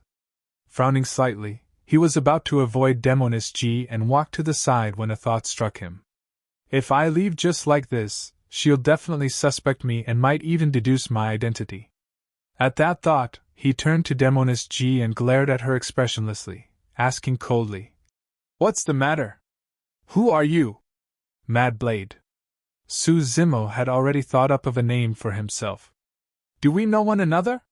she asked again. "No. Since we don't, why did you save me?" "Save you?" Momentarily stunned, a mocking look flickered through Su Zimo's eyes as he sneered. "You're overthinking it, miss. I merely wanted to fight that monk. Saving you was just a matter of convenience." "You're lying!" Suddenly, Demoness G's eyes shone brightly as she declared. Su Zimo raised his brow. Harumphing coldly, Demoness G continued, "When you first appeared, you saved me immediately and protected me behind you. It was an extremely natural reaction without hesitation. Do you still dare to claim that you don't know me? You were blocking my line of sight and affected my performance. It's only natural that I had to drag you to the side." Su Zimo sneered in reply. "All right." Demoness G nodded and took a step forward aggressively. "By standing in front of me, you revealed your back entirely to me. I'm someone from the fiend sex, and yet you were totally unguarded and trusting towards me. Despite that, you claim that you don't know me?" It was undeniable that Demoness G was truly too smart. Su Zimo thought that he had not made any mistakes after changing his appearance. To think that he had revealed such a flaw. Just as Demoness G had said, how could one of two people who had just met trust the other party so easily as to reveal their backs exposed entirely? After a moment of silence, Su Zimo replied indifferently, "Even if I expose my back to you, do you think that you can injure me?" Although it was a brazen statement, in reality, it avoided Demoness G's question. She declared again, "Also, now that I'm not wearing my veil, there's no way anyone who's seeing my face for the first time can be as calm as you. You must have seen me before." Demoness G was truly qualified to say something like that. The pure maiden of the fiend sex was different from the fiend heirs. There was a fiend heir that corresponded to each cultivation realm within the fiend sections. For example, Showdown of Malevolent Earth sect was the number one amongst all the Foundation establishment cultivators in the sect, and hence, he was the Foundation establishment fiend heir. There was another fiend heir at Golden Core Realm. Upon entering the Golden Core Realm, Showdown would lose his title as the fiend heir, and if he wanted to become one, he would have to challenge the Golden Core fiend heir. The Golden Core fiend heir cannot deny the challenge as well. The fight to be a fiend heir of the fiend sex was extremely cruel, and every single fiend heir was exceptional. They stood above countless corpses of their fellow sect mates, and their hands were tainted with the same blood. Such competition was encouraged among the fiend sections. However, it was different for the pure maiden. From the Chi condensation realm all the way to the Golden Core realm, or even higher, there was only a single disciple of pure maiden sect that could obtain the true inheritance of the sect. Unless the current generation's pure maiden dies or loses her qualifications, pure maiden sect would not select a new successor. Pure maiden sect had extremely high expectations for their pure maidens, and it was not an exaggeration to say that the candidate is 1 in a billion. Every generation's pure maiden was born with a natural charm that could topple worlds with every wink, smile, and action of theirs. Once they were truly grown up, they would definitely be peerless demonesses who could bewitch the masses. In the battle earlier, Demoness G was totally countered because she was dealing with the successor of Diamond Monastery. If it was the successor of any other sect, they would have to consider if they could handle the bewitchment of the pure maiden of the fiend sections. Countless years ago, there was a generation's pure maiden who even managed to bewitch a legacy disciple of that generation's Diamond Monastery. The latter was totally subdued and joined the fiend sects, shocking the entire cultivation world. That generation, Diamond Monastery turned into a laughingstock of the cultivation world. That was the reason why Diamond Monastery and Pure Maiden sect had a long-standing feud that spanned beyond their different das. Ever since Su Zimo appeared, he was too composed despite seeing Demoness G's face. There was no ripple in his eyes. It was only natural that Demoness G became suspicious. Turning around, Su Zimo's gaze shifted slowly on Demoness G. Finally, his bold gaze landed on Demoness G's flawless and almost breathtaking face, grinning. "Woman, you're quite interesting. Are you hinting to me that you want to be my Dao companion?" Demoness G furrowed her brows slightly. She was extremely familiar with the look that the burly man was giving off. It was a kind of gaze that made her disgusted. Although Pure Maiden sect and Cloud Rain sect seemed similar, they were vastly different. Cloud Rain sect cultivated the Tao of indulgence. Although every generation's Pure Maiden cultivated the Tao of bewitchment, they had to maintain their chastity for the sake of their Tao. If a Pure Maiden became someone's Tao companion, it would be equivalent to them crippling their entire lives' cultivation. They would also be stripped of the title of Pure Maiden and expelled from the sect. If a Pure Maiden lost her cultivation and the backing of the fiend sects while retaining her flawlessly charming looks, their fates were clearly imaginable. They would most likely become the slaves of other cultivators and live a life worse than death. Although countless cultivators had fallen to Demoness G's charms up till this point of her cultivation, she had never had any physical contact with any man. Apart from a single person. A green-robed figure flashed through Demoness G's mind, and she bit her lips. That day, the two of them were stuck in a stone coffin that was extremely cramped. Coupled with the fact that they were being washed away by the river undercurrent, that man had taken quite a bit of advantage of her in the darkness. Initially, Demoness G thought that the burly man before her was that man. But now, given the burly man's crude actions and language, she shook her head and lamented internally. Have I really thought too much?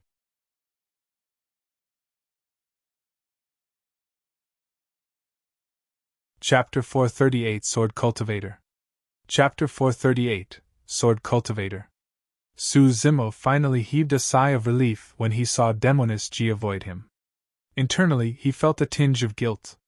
He had no other choice in order to hide his identity. Why? You're unwilling? Su Zimo's expression darkened. Since he was acting, he had to go all the way. Demoness G was stunned for a moment when she saw that the burly man was displeased. Instantly, she smiled with a charm that struck at one's soul and replied tenderly. Please don't be angry, benefactor. There's been a misunderstanding and I mistook you for an old friend of mine. Let me express my apologies. With that, she bowed over with an apologetic look. Su Zimo harumphed and did not say anything more. With a flicker in her eyes, Demoness G asked again. Are you not going to ask me who my old friend is, benefactor? Not interested. Su Zimo waved it off and walked into the distance at an extremely fast speed while saying from far away. I'm only interested in the Human Emperor's Palace. I want to head to the Human Emperor's Palace too. Shall we go together? Demoness G yelled from behind. There was naturally no way Su Zimo would reply as he went silent, pretending to have heard nothing. They had only met, and he was nearly exposed by Demoness G. If they were to travel together, she might truly see through his disguise. Suzimo! Suddenly, a shout sounded from behind without any warning at all. Instinctively, Suzimo wanted to stop in his tracks and turn back. That was the most natural reaction for anybody. However, in a flash, he realized what was going on and continued moving ahead, disappearing from Demoness G's line of sight in the blink of an eye. When she saw that, Demoness G frowned slightly and murmured in deep thought. Seems like it's not him. Suzimo only slowed down after he was far away and heaved a sigh of relief. That was close. Demoness G was the one who shouted earlier on. If Suzimo reacted slower against her sudden shout, he would have definitely revealed a flaw and would be exposed to Demoness G. That last truly is... Muttering softly, Suzimo shook his head and flew towards the human emperor's palace that was at the center of the ancient battlefield. 10 days later. The human emperor's palace descended slowly. As it got closer to the ground, the aura that it exuded also turned increasingly terrifying. 500 kilometers around the range of the ancient palace, all the ancient living beings and remnant beasts had shifted away, not daring to linger near it. Although countless years have passed, the remnant might of the human emperor was massive and could still suppress the 8 desolates while instilling fear in the demons. So, that's the human emperor's palace. It's truly impressive. The pressure is way too immense. Even though I'm at 7 Meridian Foundation establishment, I don't even dare to head forth. It's hard to imagine the type of pressure that one has to endure if they start fighting within the perimeter of the human emperor's palace's shrouded area. Hurry, look! Is that a divine dragon that's etched on that stone pillar? It looks so realistic that it seems like it's alive. The appearance of the human emperor's palace attracted cultivators from all over the ancient battlefield. One layer after another, everyone in that dense crowd looked up at the ancient palace that was in the middle of an electric ocean and a vortex of dark clouds with shocked expressions. Not everyone was as logical as Tengyu to be able to repress their curiosity to avoid being implicated in the bloodshed. I'll give you guys 3 breaths worth of time to leave. Anyone who is still here after that will die. Right then, an icy voice sounded from outside the perimeter, carrying a sharp edge that could slice through everything. Everyone turned over. Behind them, a long-robed cultivator strode over with a sheathed long sword hanging casually from his waist. Twirling his long, slender fingers casually, he had a cold expression. How do we leave this place within 3 breaths? Many cultivators frowned. 1. Expressionlessly, the long-robed cultivator lowered his head and declared. Who is that? He sure is arrogant. Someone could not help but sneer. 2. The long-robed cultivator remarked once more. A sharp-eyed cultivator caught sight of the sect badge hanging from the person's waist and yelled with a shocked expression. Sword Sect! He's probably the successor of Sword Sect, Hang Qiuyu. A massive commotion broke out from the crowd the moment they heard the word successor of Sword Sect. Right then, Hang Qiuyu's voice sounded once more. 3. Unknowingly, his slender fingers were already on the hilt of the sword on his waist. Gazing coldly at the crowd in front of him, he said, You've already missed your final opportunity. Buzz. A peerless white flash shone. Nobody could describe the speed and power of that slash. The startling sword was bound to startle upon making its appearance. In that instant, all the cultivators facing Hang Qiuyu were blinded by that bedazzling sword beam and could not open their eyes. The next moment, they felt their throats turn cold as a warm, sticky liquid started spewing outside with a nauseating stench. It was fresh blood. Dozens of cultivators that stood in front of Hang Qiuyu fell at the same time. Collapsing to the ground, their throats were slit by the sword and they died, unable to rest in peace. Almost everyone who came to the vicinity of the human emperor's palace were at 7 Meridian Foundation establishment, and were rather capable. However, those dozens of cultivators died on the spot without even having the chance to take out their spirit weapons. That was how terrifying the might of his single slash was. The cultivators behind him were horrified as they took out protection talismans from their storage bags and crushed them instantly.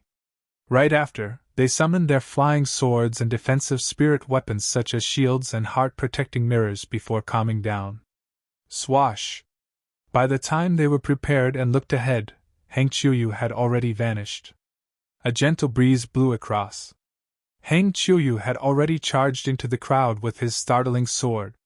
A sword beam rose, followed by a bloody flash. Some of the cultivators were cut in half with fresh blood spewing and countless nauseating internal organs flowing out. Protection talismans were nothing but paper against Hang Qiuyu's sword. Clang! A cultivator defended the startling sword with his shield, and a crisp sound echoed upon the collision. The joy in his eyes appeared for a brief moment before freezing on his face. With a dimmed gaze, his head tilted to the side as his life was cut away from him. A white scar appeared on that person's shield, and it broke into two by the time it fell to the ground. A superior-grade defensive spirit weapon could not even withstand a single slash from the startling sword. Many cultivators were terrified and fled into the distance, not daring to linger. That was the terror of a sword cultivator. Although the sword reigned supreme in Tianhuang mainland, not all cultivators who could use flying swords were considered as sword cultivators. For true sword cultivators, their swords never left their hands and vice versa. Unlike flying swords, sword cultivators used long swords with hilts. Sword cultivators were particular about the sword techniques, force, intent, and focused on cultivating the Tao of the sword so as to become one with the sword, to become one with the world, and in fact, to become one together with the sword and world together. In the cultivation world, it was difficult to declare that a particular lineage of cultivator, be it immortal, fiend, or Buddhist, was the strongest. The end results would only be determined in a fight. However, there was a universally recognized fact in the cultivation world. The killing power of a sword cultivator was the strongest. Furthermore, among the immortal, fiend, and Buddhist sects, the sword cultivators of Sword Sect, one of the 9 immortal sects, were the most famous. The founder of Sword Sect was the #1 sword emperor of the ancient era.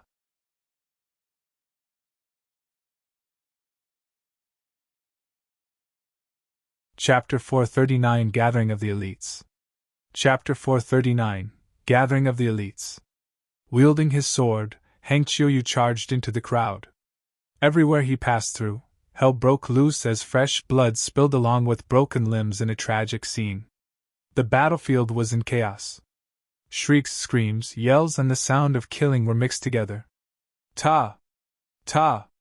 Ta! From the south, a series of heavy footsteps arrived. Each time it sounded, the ground would tremble a little, as if a massive being with terrifying might was sprinting over. Many cultivators looked towards the voice. A buzz-cut cultivator headed over in huge strides. With a bare upper body, his exposed muscles shone with a bronze luster, and his muscles bulged out one by one, giving off an explosive feeling of power. The person carried a gigantic iron spear on his shoulder that was pitch black and heavy. Exuding a violent aura from head to toe, his eyes burned as he laughed with a domineering aura. "A bunch of reckless idiots!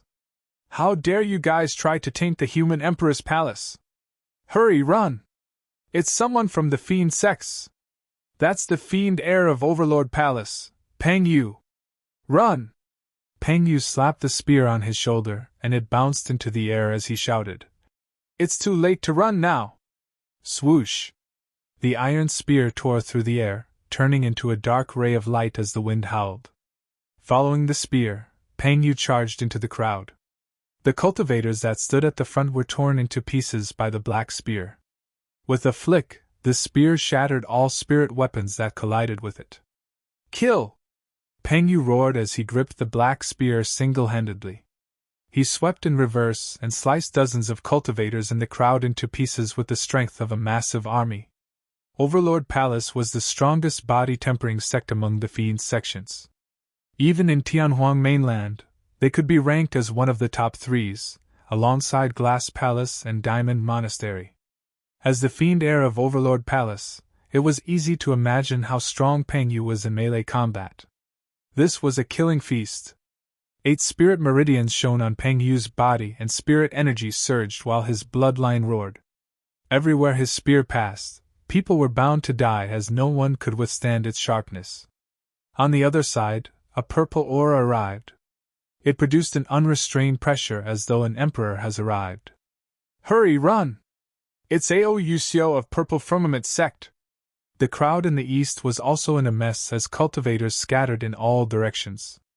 A purple-robed cultivator stood in midair with a solemn expression. His entire body was shrouded by a billion streams of purple chi that shone with a brilliant myriad of colors. He possessed a dignified aura that looked down on the masses. Go! Waving his sleeves, Aousiu chided softly. The billion streams of purple chi that were initially surrounding him formed purple swords in midair that shone brightly as they tore the crowd into pieces like a group of purple clouds. The purple clouds swept across the skies and many cultivators fell from midair to their deaths.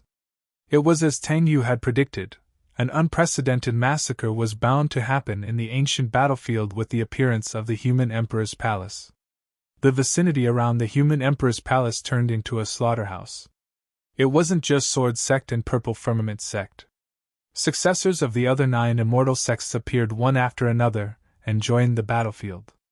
There was an icy cold fairy with white robes fluttering, a cultivator with lightning gaze and sped like the wind, a Dao cultivator with a Dao crown on his head and a horsetail whisk. From the Fiend sects, apart from Pang Yu of Overlord Palace, Shangguan Yu of Cloud Rain Sect and the Fiend Heir of Illusion Fiend Cult appeared as well. The Fiend Heir of Xena Sect, Bai Yu, charged into the battlefield with his Xena Saber and killed ecstatically. Previously, Bai Yu escaped from the Saber Mountain Spirit Sea using blood escape after losing to Su Zimo. Now that he reappeared, he had already unlocked his 8th Spirit Meridian. To be fair, if he hadn't unlocked the 8th Meridian, he would have met his demise like all the cultivators here if he had come forth to take a look, let alone covet for the human emperor's palace. All the successors of the immortal and fiend sects had a tacit understanding and avoided one another temporarily while killing the other cultivators. Under such circumstances, the only ones who had a chance of escaping were those at 8 Meridian Foundation establishment. A burly man in linen clothes with thick brows and a rough face stood at the boundaries of the chaotic battlefield, watching everything coldly. Su Zimo had already arrived. Ding! Ding! Suddenly, a long and distant bell sounded from the west, seemingly able to cleanse one's soul and was extremely sacred. As the bell rang, a bald cultivator strode over. He was barefooted and dressed in monk robes. Wielding a golden bell, his eyes shone with a tinge of golden glow. It was the successor of Diamond Monastery, Monk Ju Qin. Amitabha! Monk Ju Qin held one palm vertically and let out a Buddhist proclamation with conviction. After 10 days, Monk Ju Chen's expression was normal and his aura was stable. It was clear that his injuries had already healed. Su Zimo nodded silently. As one of the 6 Buddhist monasteries, Diamond Monastery was truly capable. Previously, Monk Ju Chen's was heavily suppressed by Su Zimo, and his flesh had exploded while his organs were dislocated. In 10 days, he had already recovered to his original state. That was proof that the monk's physique was truly extraordinary. Ding! Expressionlessly, Monk Ju Chen flicked his wrist gently, and the bell sounded once more. A group of cultivators that were fleeing in midair on their flying swords shuddered. Their faces turned pale as they swayed unsteadily. Ding! The bell sounded once more. Thud! Thud! One after another, the cultivators fell from midair. By the time they reached the ground, their gazes were dim and blood flowed from all 7 orifices. They were already dead. 3 more monks and a nun strode slowly forward behind Monk Ju Chen. Although the 3 monks and the nun were all Buddhists as well, their attires were different, as were the sect badges on their waists. Among the 6 Buddhist monasteries, 5 successors had appeared. It was a gathering of the elites. In this battle, some cultivators from other sects or itinerant cultivators who thought that they were strong finally understood the terror of the immortal, fiend and Buddhist sections. Although they were also at 8 Meridian Foundation establishment, they were no match for the successors of those sects. The number of cultivators around the human emperor's palace decreased, but the number of corpses increased as blood flowed like a river. Finally, someone caught sight of Su Zimo, who was standing at the boundaries. It was Baiyu, the fiend heir of Xena's sect. Naturally, he did not know that this was Su Zimo who had changed his appearance. Otherwise, he wouldn't have advanced alone without any reservations. Baiyu's expression was cold as he held the bloody Zenith saber in his hands. He glared at Su Zimo without any shred of emotion. Although Su Zimo was expressionless, a flicker of mockery flashed through his eyes. Die! Baiyu swung his Zenith saber and created a bloodied arc in midair before it descended upon Su Zimo's head. Su Zimo's eyes shone brightly. Just as he was about to take action, a tender shout sounded from behind him. Stop! A fragrance wafted over. A pink ribbon tore through the air. Although it looked weak, it managed to fend off Baiyu's attack.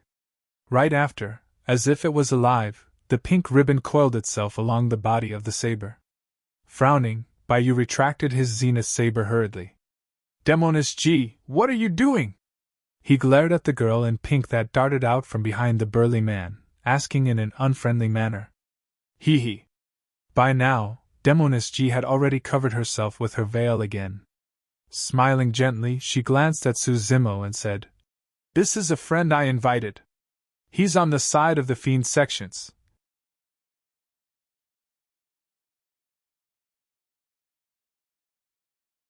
Chapter 440 Commencement of the Battle. Chapter 440 Commencement of the Battle. When he heard that, Su Zimo frowned. Just as he was about to retort, Demoness G tiptoed beside his ear and whispered, The human emperor's palace has just descended and everyone's aiming for the throne.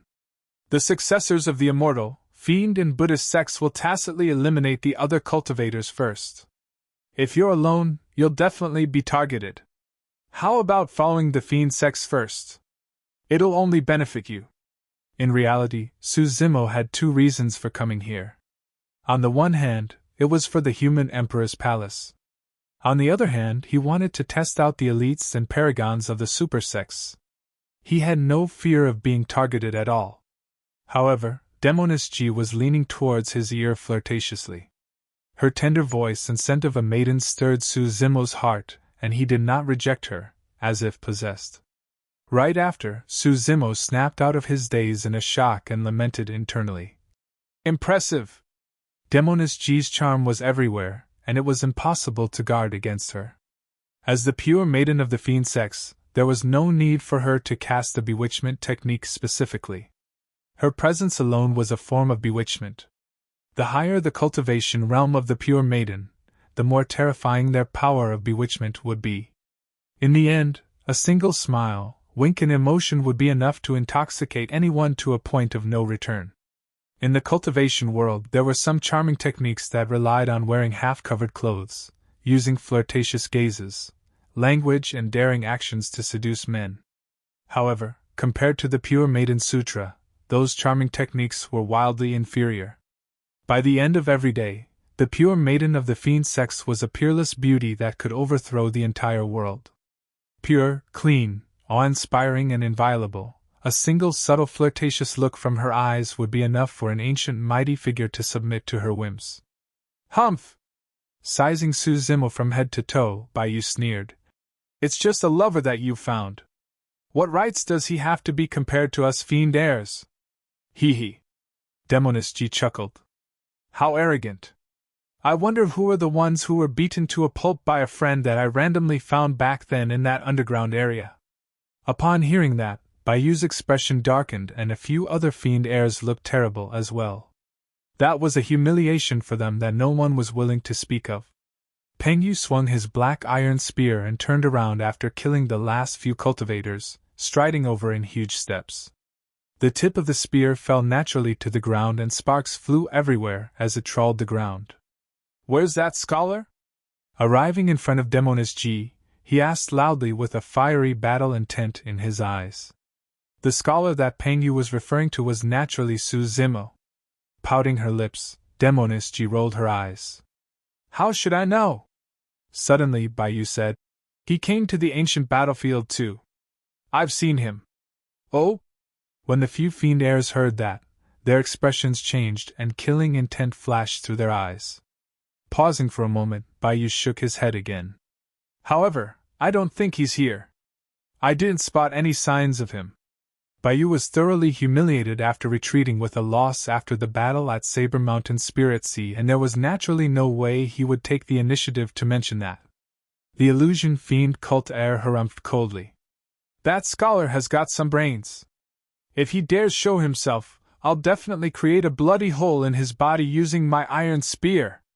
Pang Yu's expression was haughty as he slammed the iron spear in his hand onto the ground heavily. Instantly, a series of cracks appeared and his murderous aura was daunting. Su Zimo's expression was calm and there were no ripples in his eyes. Shifting his gaze, Pang Yu sized up Su Zimo and nodded while smiling. Not bad, you've got some guts. I'll forcibly acknowledge you of being qualified to stand shoulder to shoulder with us fiend heirs. Shangguan Yu of Cloud Rain Sect remarked casually. Since Shuiyang of Malevolent Earth Sect isn't here yet, we'll let this person replace him for now as a helper. Waving his folding fan lightly, Shangguan Yu looked cool and suave.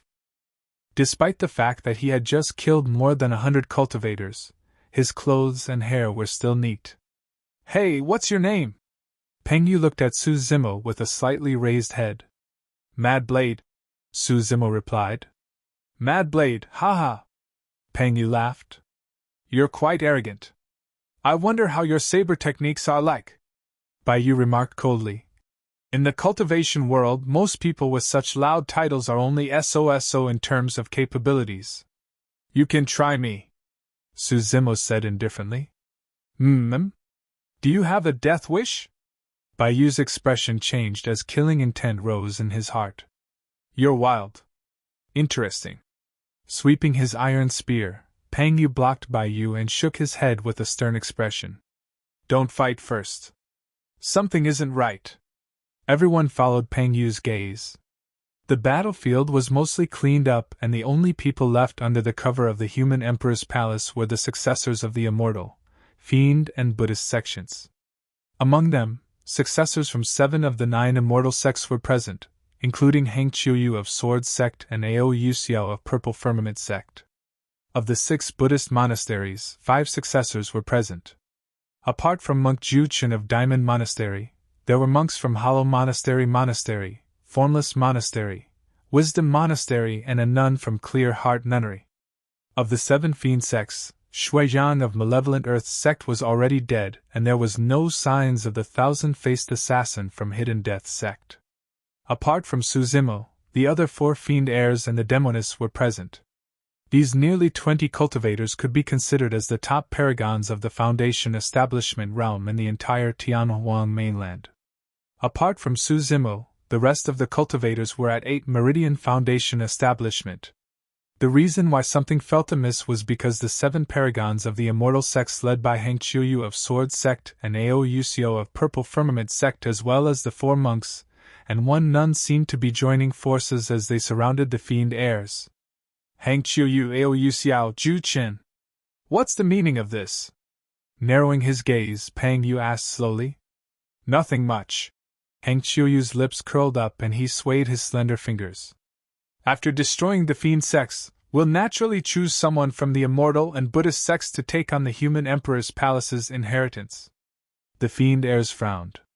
Including Su Zimo, there were only 6 of them. However, there were a total of 12 people when the paragons of the immortal and Buddhist sects were added together. In other words, each of them had to face at least 2 paragons. Peng Yu of Overlord Palace was publicly acknowledged as the strongest among the fiend heirs. However, he would not dare to claim victory against Heng Qiuyu, Ao Yuxiao and Ju Qin, let alone if he had to deal with 2 people at one go. Demoness Ji raised her voice. The situation is clear right now with 3 distinct lineages and a total of 18 cultivators. We can just fight in pairs to decide the final victor to obtain the human emperor's palace's inheritance. That will be considered as fairness. Monk Ju Chen's gaze swept past Su Zimo and paused for a brief moment before landing on Demoness Ji's face as he sneered. The situation will be even clearer after destroying the fiend sections. Fair? Ao Yuxiao shook his head. There's no fairness to speak of in front of the human emperor's palace. Furthermore, fiends are evil beings that should be punished. Su Zimo, if you see that the situation is not right, Don't be stubborn and leave this place quickly. Suddenly, Demoness G extended her finger and poked Su Zimo's waist, whispering to him.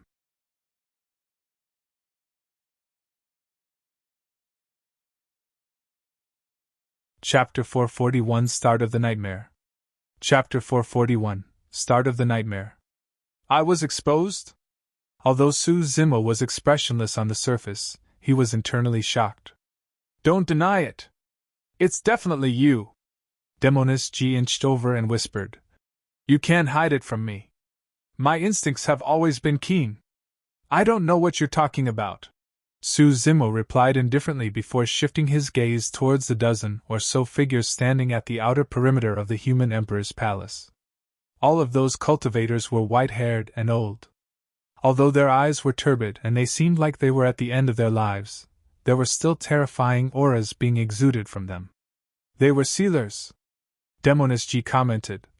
Don't worry, the sealers won't dare to strike given the circumstances. With the immortal, fiend and Buddhist sects at a stalemate, as long as one of the factions strike and make use of their golden core powers, the sealers from the other two factions would also be implicated. By then, all parties would suffer great losses and perish. The 12 cultivators of the immortal and Buddhist sects walked over slowly in 2 rows, keeping their eyes on the 6 people on the side of the fiend sects, Su Zimo included. Heng Qiuyu of Sword sect targeted Peng Yu of Overlord Palace right away. Ao Yusio of Purple Firmament sect targeted the fiend heir of Illusion Fiend cult as well. It was a battle between the strong. The successor of Snowdrift Valley of the Immortal sects was a cold woman in white robes. She controlled a silver needle with a frosty aura and specialized in penetrating protection talismans and inner armors. The nun of Clear Heart Nunnery wielded a long sword that shimmered coldly. The 2 female cultivators of the Immortal and Buddhist sects set their sights on Demoness G right away. Seems like I'll have to take care of that unknown person then. The successor of Heavenly Dipper sect smiled faintly. With a wave of his sleeves, a flying sword that shimmered with 5 spirit lights tore through the air and headed straight for Su Zimo's head. Sweeping his head, Su Zimo nodded to himself. It was as expected of the top super sects of Tianhuang mainland. With powerful foundations, most of their paragons were in possession of perfect spirit weapons. Su Zimo was not flustered at all as he brushed past his storage bag, causing a saber to appear in his palms. Clang! His saber trembled and shone with 4 spirit patterns. It was a supreme-grade spirit saber that he had found in the Elixir Pool sect ruins.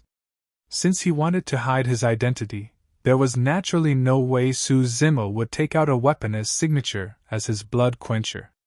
Otherwise, he would be exposed by Demoness G and by you immediately. Although he could not make use of blood quencher, Su Zimo had no intention of concealing the 5 stances of the Sea Calming Manual. The reason for that was because he knew that apart from him, there was another successor who knew of those 5 stances in the cultivation world. Shoo! The flying sword tore through the air and shone with 5 spirit lights. Like a blazing sun that was filled with astral chi, it had an intimidating aura and arrived in an instant. Su Zimo's expression did not change as the spirit energy in his body surged wildly, causing 7 spirit meridians to shine underneath his robes. Ha, so you're a piece of trash! When Baiyu swept his gaze and caught sight of that, he could not help but sneer. The other fiend heirs let out disappointed expressions as well. On the other hand, the paragons of the Immortal and Buddhist sects looked relaxed. 7 Meridian Foundation establishment cultivators were considered as rare geniuses in the cultivation world, and in the Great Zhou dynasty, they were even rarer. However, for the many paragons present, 7 Meridian Foundation establishment cultivators were equivalent to trash that wouldn't be able to last for more than 10 breaths in a massive fight as such. Even for cultivators of other sects that were also at 8 Meridian Foundation establishment, they were far weaker than the successors of super sects, let alone 7 Meridian Foundation establishment cultivators. The fiend heirs were already frustrated given the fact that they were in dire straits. When they saw this, they were even more upset. Shangguan Yu of Cloud Rain sect opened his folding fan and defended against 2 incoming flying swords while sneering. Demoness G, your judgment is truly getting worse. Among the paragons present, only 2 of them did not show any contempt. One of them was Demonist Ji and the other was Monk Juchin, who had suffered a loss in the hands of Su Zimo previously. Clang! An ear-piercing sound of metal clashing echoed in the void. Sparks flew as Su Zimo swung his supreme-grade spirit saber against the incoming flying sword. Instantly, the astral chi on the sword was shattered by an immense force and dissipated on the spot. Buzz! The sword quivered unsteadily, showing signs of falling. The expressions of a few paragons changed when they saw this. Something isn't right. Such burst power! Watch out, that man's a body-tempered cultivator! Swash! Su Zimo had already vanished from the spot, and within a couple of steps, he arrived in front of the successor of Heavenly Dipper sect. His eyes shone brightly with a surging killing intent as he slammed down with his saber. The blade cut through the void at an extremely fast speed, and it was so forceful that heat was emitting from the saber. So fast! The successor of Heavenly Dipper sect realized that the situation was bad, and his hair stood on ends as his pupils constricted. He was too careless. With that moment of carelessness, he had lost the initiative and was now the disadvantaged party who was in danger. Swoosh! Slapping his storage bag, he swiftly pulled out a dark gold shield and injected spirit energy into it, lifting it above his head as it expanded. Clang! Another loud boom sounded when the saber clashed against the shield. Ugh! The light on the shield dimmed, as if the spirit light was severed by Su Zimo's saber. With a dull grunt, the successor of Heavenly Dipper sect almost knelt onto the ground. As he lifted his shield with one arm, the successor gripped his other hand into a fist that was surrounded by astral chi. He threw a punch at Su Zimo's chest like a long spear. This was the successor of one of the 9 immortal sects, Heavenly Dipper sect, no matter what. That was why he was still able to retaliate despite his current circumstances. Don't! Suddenly, Monk Juchen's voice sounded. However, it was too late. Su Zimo's eyes flickered with mockery when he saw the successor of Heavenly Dipper sect throw out a punch, as he did the same, and received the incoming punch with a punch of his own. Bang! The 2 fists collided. The astral wind ruptured and the tides surged. Instantly, color drained from the successor of Heavenly Dipper sect's face as bead-like sweat droplets started flowing down from his head. Crack! Crack! Crack! A jarring sound of bones cracking echoed out. A few paragons turned towards the sound instinctively, and their expressions changed. The successor of Heavenly Dipper sect's palm had already disappeared, turning into meat sludge that hung off his wrist. His entire arm was contorted into a weird shape with his bones protruding out of his flesh as it hung limply. With the meat hanging on his bones, it was a terrifying sight. Ah! The successor of Heavenly Dipper sect howled in pain as he collapsed to the ground, shivering with a fearful expression. With 2 slashes and a punch, the successor of Heavenly Dipper sect was crippled. The paragons present were not the only ones shocked. Even the sealers that were watching were slightly agitated. In a fight between lions, one has to use their full strength. Since he underestimated his opponent, he has no one but himself to blame for landing in such a state. Was it truly just because he underestimated his opponent? Instantly, the tides on the battlefield had changed. Nobody expected that the successor of Heavenly Dipper sect would land in a tragic state with a crippled arm after a single exchange of blows. This meant that a paragon had already lost the rights to fight for the human emperor's inheritance, and had to withdraw. The paragons present looked at the successor of Heavenly Dipper sect with a pitiable expression. Up till this point, the paragons had not realized that a nightmare that would continue to haunt them for many years to come had just begun. Compared to some of the others present, the fate of Heavenly Dipper sect's successor was considered lucky.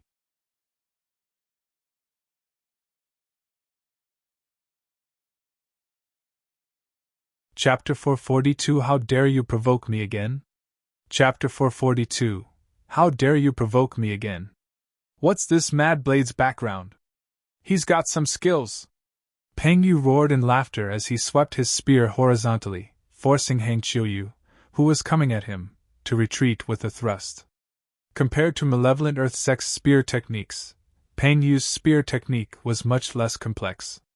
It was just a simple thrust from the middle level. However, its momentum was oppressive and the spear's ferociousness was shot forth completely. He was not disadvantaged even against two opponents. Sword Sex Heng Qiuyu's sword technique was not weak at all and his sword chi was extremely sharp, possessing both offense and defense. Colliding continuously against Peng Yu's gigantic spear, the sound of metal clanging rang repeatedly as sparks flew endlessly. On the side of the Fiend Sex, apart from Peng Yu who could hold his ground in a 1 versus 2, the other Fiend heirs were completely disadvantaged. For Shangguan Yu of Cloud Rain Sect and Demoness Ji of Pure Maiden Sect who were weaker in combat strength to begin with, they were in a perilous situation and were completely suppressed, forced to retreat continuously. On the other side, the Fiend heir of Illusion Fiend Cult might not necessarily win Ao Yusio of Purple Firmament Sect in a 1-on-1 fight. Now that the successor of Clear Wind Temple was assisting Ao Yusio, the Fiend heir of Illusion Fiend Cult was at a loss and the situation was not looking good for him. If this battle continued, the few Fiend heirs were bound to lose. On the battlefield, the only variable was the burly man in linen clothes with an unknown background, known to everyone as Mad Blade. Ding! After crippling Heavenly Dipper Sex Successor with 2 slashes and a punch, Su Zimo heard a piercing ring of a bell beside him. The bell rang for a long time and was never-ending, like a sharp thorn that pierced his head repeatedly. With a golden bell in hand, Monk Ju-chin had already arrived behind Su Zimo. That was a spirit weapon of the Buddhist sects, the golden bell. Its body was a bell made of purple gold copper, and its mouth was circular with rounded edges. Exquisite patterns were engraved all over its body. The golden bell in Monk Ju-chen's hand was nourished by the Buddhist light in Diamond Monastery. Day and night, it listened to the chanting of scriptures by monks, and it possessed an inexplicably noble power. It had the strongest impact on those who had evil thoughts and came from heretical doctrines. Cultivators that were weaker would die on the spot, bleeding from all orifices. When Monk Ju-chin arrived here, he killed dozens of 7 Meridian Foundation establishment cultivators with just the ringing sound of the golden bell alone. That was proof of how terrifying its might was. However, it was a pity that although the bell was powerful, its impact was almost negligible for Su Zimo who had cleared all 7 orifices. Swoosh! An evil gust of wind blew behind him. Wielding his diamond staff, Monk Ju-chin stabbed at Su Zimo's head with astounding strength. Clang! Su Zimo did not even turn back and made a backhand slash, as though he had eyes behind his back. Clashing heavily against the diamond staff, a loud sound was heard as sparks flew everywhere. One side was a reactionary counterattack while the other side was a preemptive strike. However, Su Zimo did not yield. Yet, Monk Ju-chin was forced to retreat half a step back.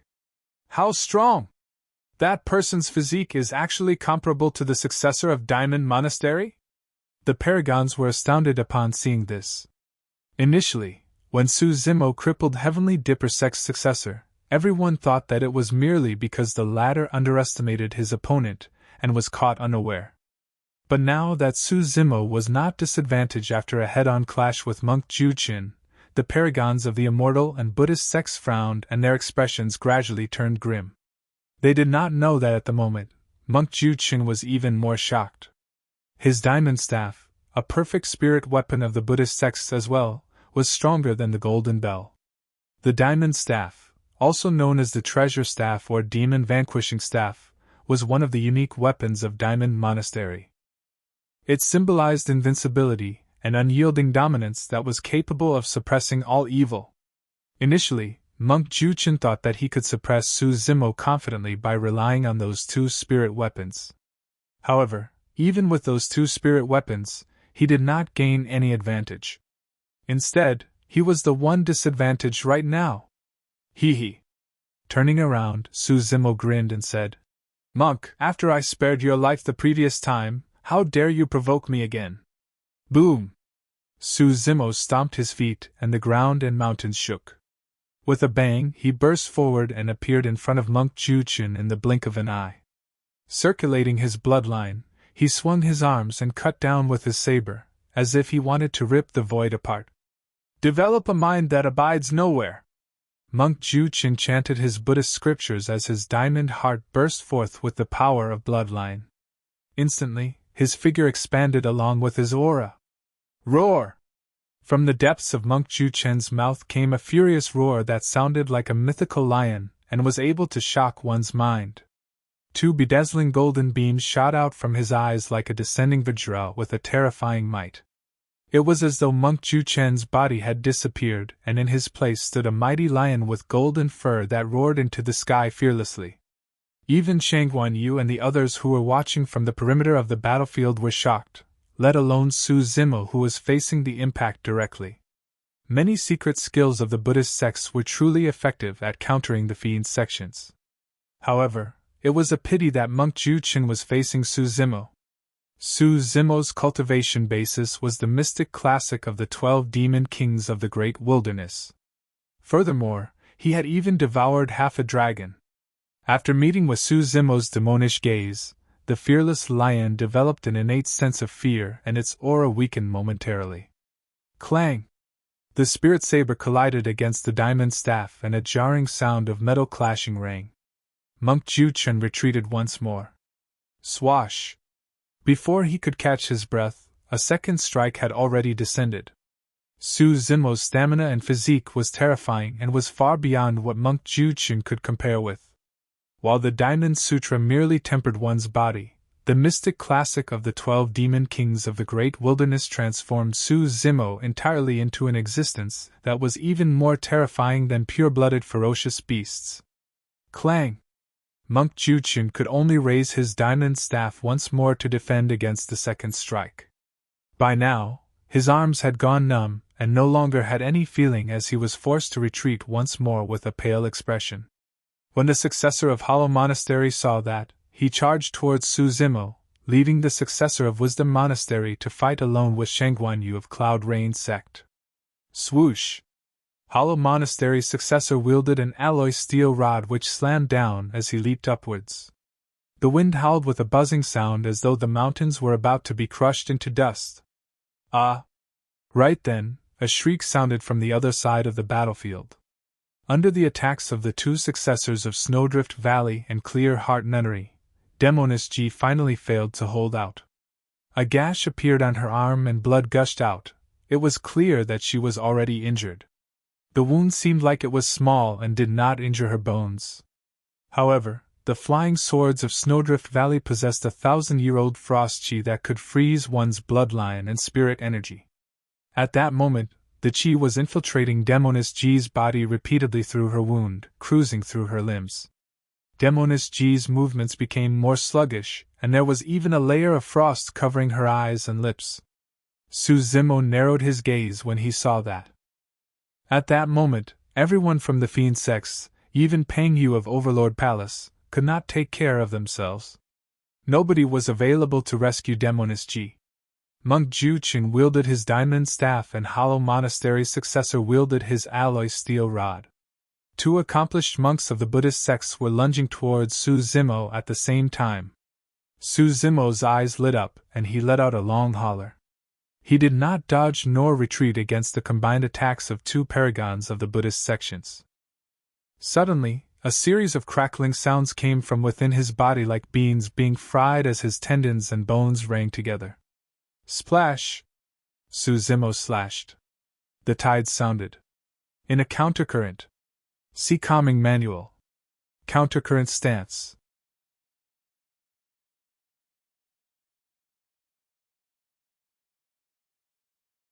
Chapter 443 Successor of Divine Phoenix Island.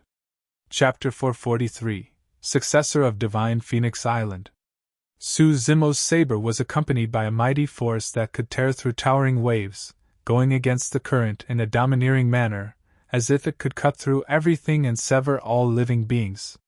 That massive force that threatened to tear through the voids attracted countless gazes. This is Saber Force! Some paragons exclaimed in shock. The sound of the tide was too clear and its force was way too terrifying such that all the paragons present could recognize it. That slash was already at the second level of Saber technique's force. However, not all the paragons could identify the origin of that slash. Only Hang Qiuyu of Sword Sect and Bai Yu of Zenith Sect narrowed their gazes before remarking slowly, "Countercurrent stance of the sea calming manual." The moment those words were said, a huge wave of shock swept through the battlefield.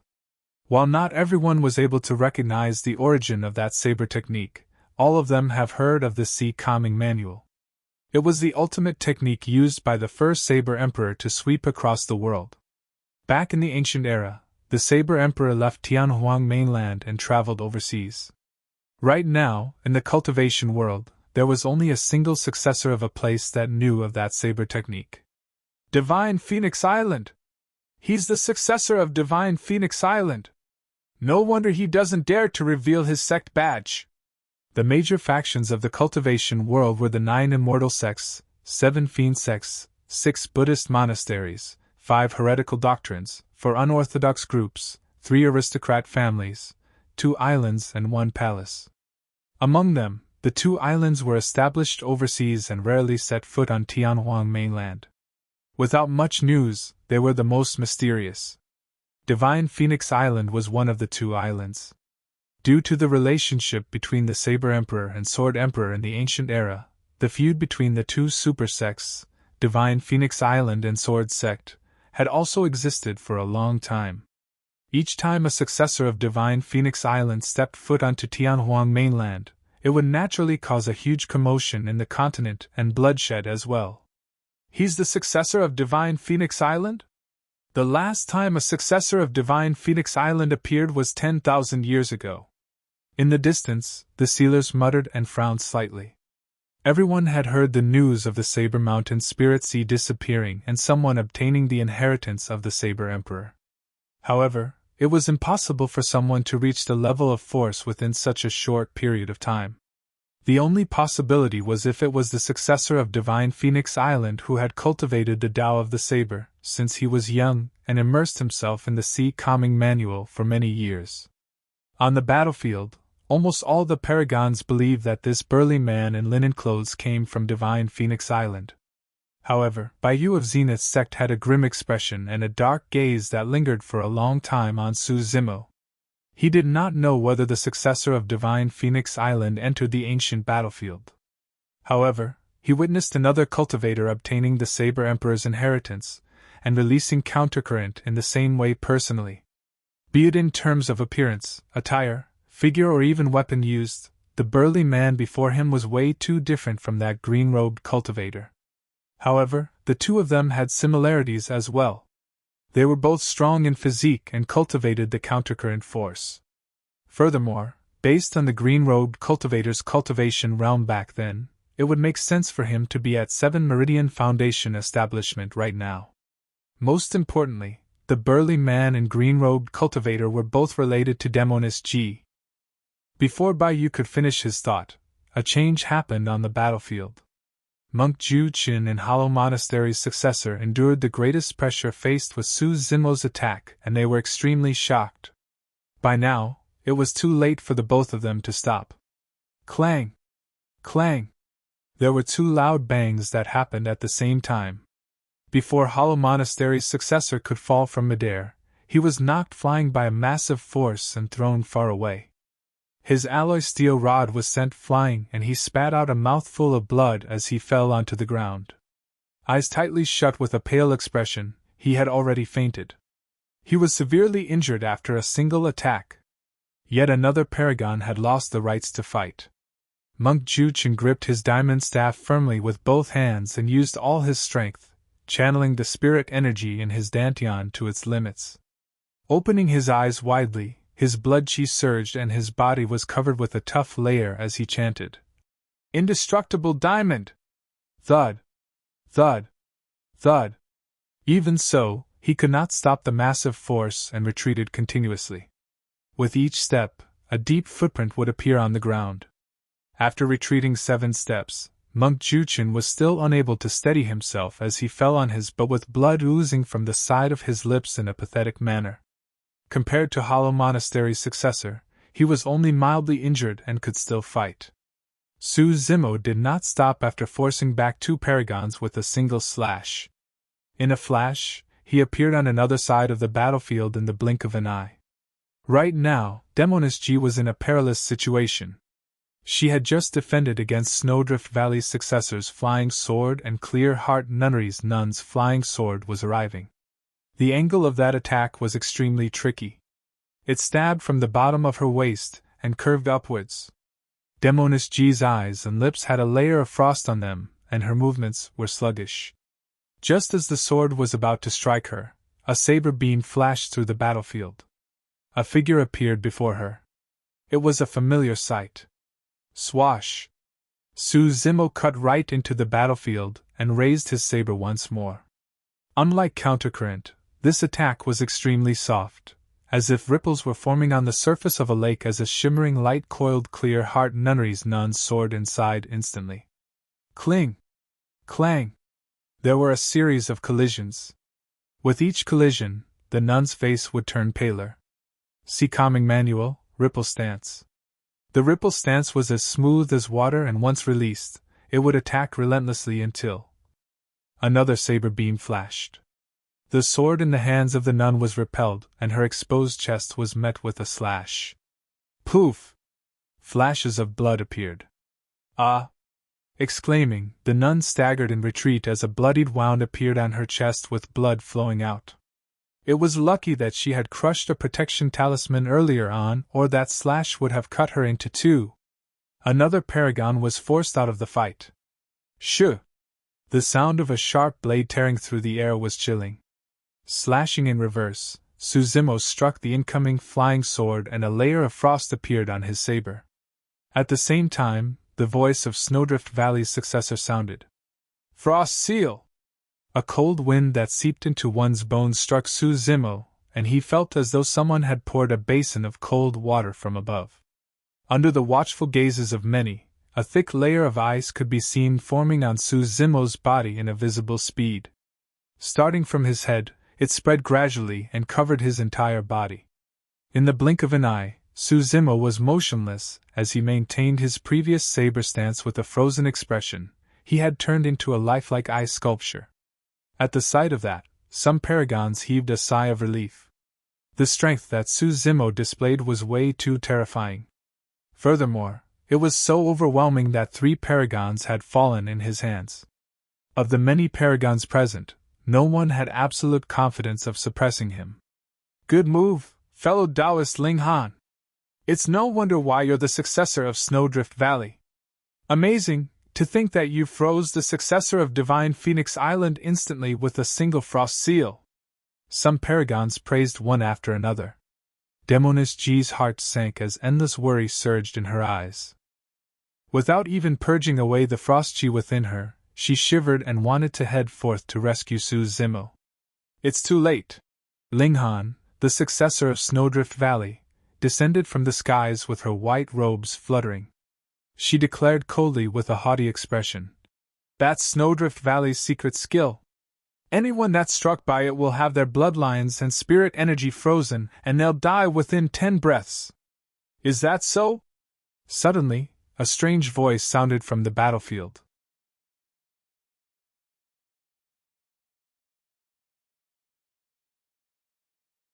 Chapter 444 Saber and Sword Showdown. Chapter 444 Saber and Sword Showdown. Everyone could clearly tell that the voice came from within the ice sculpture. Crack! Crack! Crack! Along with cracking sounds, a series of cracks appeared on the ice sculpture, extending and growing until they covered the entire body. Snowdrift Valley's Ling Han's expression changed as disbelief filled her eyes. Boom! There was a deafening sound. Right in front of everyone, the ice sculpture exploded, revealing a tall and burly figure. The sound of a tsunami could be heard from that person's body as it echoed in a shuddering manner. Tsunami blood! Someone exclaimed softly. This sudden change caused many paragons that were fighting to stop temporarily and turn their gazes over. Zenith Sex Bayou's gaze shimmered and his expression was grim. The burly man before him had yet another similarity with the green-robed cultivator at the Saber Mountain Spirit Sea. Both of them were at the Tsunami Blood realm. Of course, it was quite an absurd guess, and it was mostly due to Bai Yu's intuition. While it was possible for a cultivator to change his appearance by making use of some concealment technique, or mass-type spirit weapon, it was impossible for them to change so drastically in terms of figure. That was something that could not be explained. Sensing Bai Yu's gaze, Su Zimo was expressionless as killing intent rose in his heart. Su Zimo was filled with boiling blood that cruised through his limbs and organs, purging away the frost chi within him. The frost between his brows and hair was gone, and steam rose from his head. Surrounded by the mist, Su Zimo was like a supreme immortal king that could not be ignored. Ha ha! Casting an arrogant sidelong glance at Snowdrift Valley's successor not far away, Su Zimo could not help but burst into laughter. What bullshit frost seal is that? That's all there is to it. Ling Han's face was deathly pale and her arms were trembling in anger. There had never been anyone who looked down on Snowdrift Valley's secret skill like this. In other words, if Divine Phoenix Island's successor had not managed to cultivate to the realm of tsunami blood, there was no way he would have been able to break free from the power of Frost Seal. Su Zimo retreated a couple of steps and glanced at Demoness Ji, who was shivering from head to toe. Frowning slightly, he reached out and held her palm, circulating his spirit energy, causing it to surge into her body. Although Su Zimo's cultivation realm was a level lower than the Paragons present, his spirit energy was much purer and richer, carrying a scorching heat like a blazing sun. A warm energy surged within Demoness Ji's body, purging the frost chi from her slowly. Perhaps it was because she had recovered some blood chi, or perhaps it was some other reason, but Demoness Ji's pale face blushed with a darker shade of red. She lowered her head slightly in a shy and charming manner, causing everyone's hearts to flutter. The Paragons present had different expressions upon seeing this. Everyone could tell that Divine Phoenix Island's successor had a very different attitude towards the pure maiden of the Fiend sections. It didn't seem like he was bewitched by her. It was impossible that the both of them had a casual relationship. Divine Phoenix Island's successor was clearly very worried about the pure maiden of the Fiend sex, worried that she might get injured. Humph! Flicking his wrist, Shangguan Yu of Cloud Rain's sect opened his folding fan and said in a salty tone, Demoness Ji, don't you have any ethics? You even hooked up with the successor of Divine Phoenix Island. Demoness Ji ignored everyone's strange gazes. She merely pursed her red lips and looked at Su Zimo unblinkingly, as though she was covered in a layer of mist. Softly, she said, You still want to deny it? Her voice was extremely soft, such that only the two of them could hear it. Pulling her behind him, Su Zimo said softly, Heal your injuries first. Demoness Ji smiled. Warmth flowed through her heart. Su Zimo's statement was akin to a silent acknowledgement of her deduction. Earlier on, when this person came forth and forced Monk Juchen back while exposing his back to her, Demoness Ji had already guessed it. However, she did not dare confirm her guess at that time. It was only until earlier on, when this person appeared again to prevent her from taking lethal damage, that Demoness Ji was certain that this was Su Zimo. She knew in her heart that everything Su Zimo did was because of her sister Yao Xue. However, that did not matter to her. At the very least, there was someone who would trust and protect her unconditionally in this world. Even if that meant going against all the Paragons. Even if she was the pure maiden of the Fiend sections. Divine Phoenix Island's successor! Sword Sex Heng Chuyu narrowed his eyes, and the aura that he was emitting turned sharper and sharper. His entire figure resembled an unsheathed sword, and he said slowly, Good, good. Since you dare to enter the ancient battlefield, don't dream about leaving it alive. Divine Phoenix Island and Sword Sect had a long-standing feud. Each time a successor of Divine Phoenix Island stepped foot onto Tianhuang mainland, they would naturally end up in a big fight with the successor of Sword Sect. This is a feud between us. Fellow Taoists of the Fiend sects, there's no need for you guys to get involved. Cupping his fist towards Peng Yu and the others, Heng Qiuyu said in a low voice. Heh! Peng Yu retrieved his black iron spear and slung it over his shoulder, laughing. Well said, well said. The Fiend sects chose to sit this one out and reap the spoils later. Since there was nothing but benefits for them, This was completely aligned with the thoughts of the fiend heirs. Watch out, Heng Qiuyu's sword is extremely fast. There's a high possibility that he still has tricks up his sleeves. Demoness Ji reminded Su Zimo softly. Laughing, Su Zimo was completely unaffected. Raising his saber, he had no intention of wasting his breath on Heng Qiuyu as he strode over in huge steps. Sword Sex Successor? That's great. I'll sever your head as a tribute for my saber. Dressed in linen clothes with a bared chest and spouting crude statements made Su Zimo seem like an unruly and wild person. Even Baiyu lamented to himself that the aura of this person before him was much less dignified compared to that green-robed scholar from before. Swoosh! Closing in, Su Zimo's eyes lit up. The moment he struck, he started with countercurrent, and his saber beam expanded, engulfing Heng Qiuyu entirely. Fu-fu! Sneering coldly, Heng Qiuyu's fingers slid down his sword before flicking the blade. Buzz! The sword quivered and let out a clear buzzing sound. All of a sudden, Heng Qiuyu attacked. His wrist trembled and the blade was already nowhere to be seen. Instead, a cold flash arrived and spread out, causing the void to be filled with dense spots of sword lights like raindrops that shot out in all directions. The place sounded like it was raining. It was a heavy and intense sound. Sword Force! The eyes of the paragons lit up. That's the secret skill of Sword Sex Tao of the Sword Rain Manual. Heng Qiuyu was indeed keeping aces up his sleeves. Peng Yu nodded his head but was not surprised. On the one hand, it was the countercurrent force. On the other hand, it was the sword rain force. Cling! Clang! After a series of collisions, the saber and sword forces dissipated and both their figures resurfaced once more. The two of them were in an even standoff. Although the countercurrent force was extremely tough, the raindrops produced by the sword rain force struck the saber repeatedly, causing the power that was produced to dissipate away. By the time the saber cut through, almost all of its power was gone. However, Su Zimo had always had a nagging feeling. Although he managed to cultivate to the realm of force for countercurrent, he felt that something was lacking in it.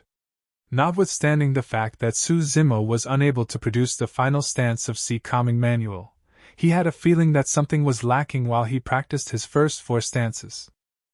He felt that there was a sense of sluggishness when he tried connecting the first 4 stances. If he could make up for that tiny flaw, even Heng Qiuyu's sword rain force wouldn't be able to deal with his countercurrent.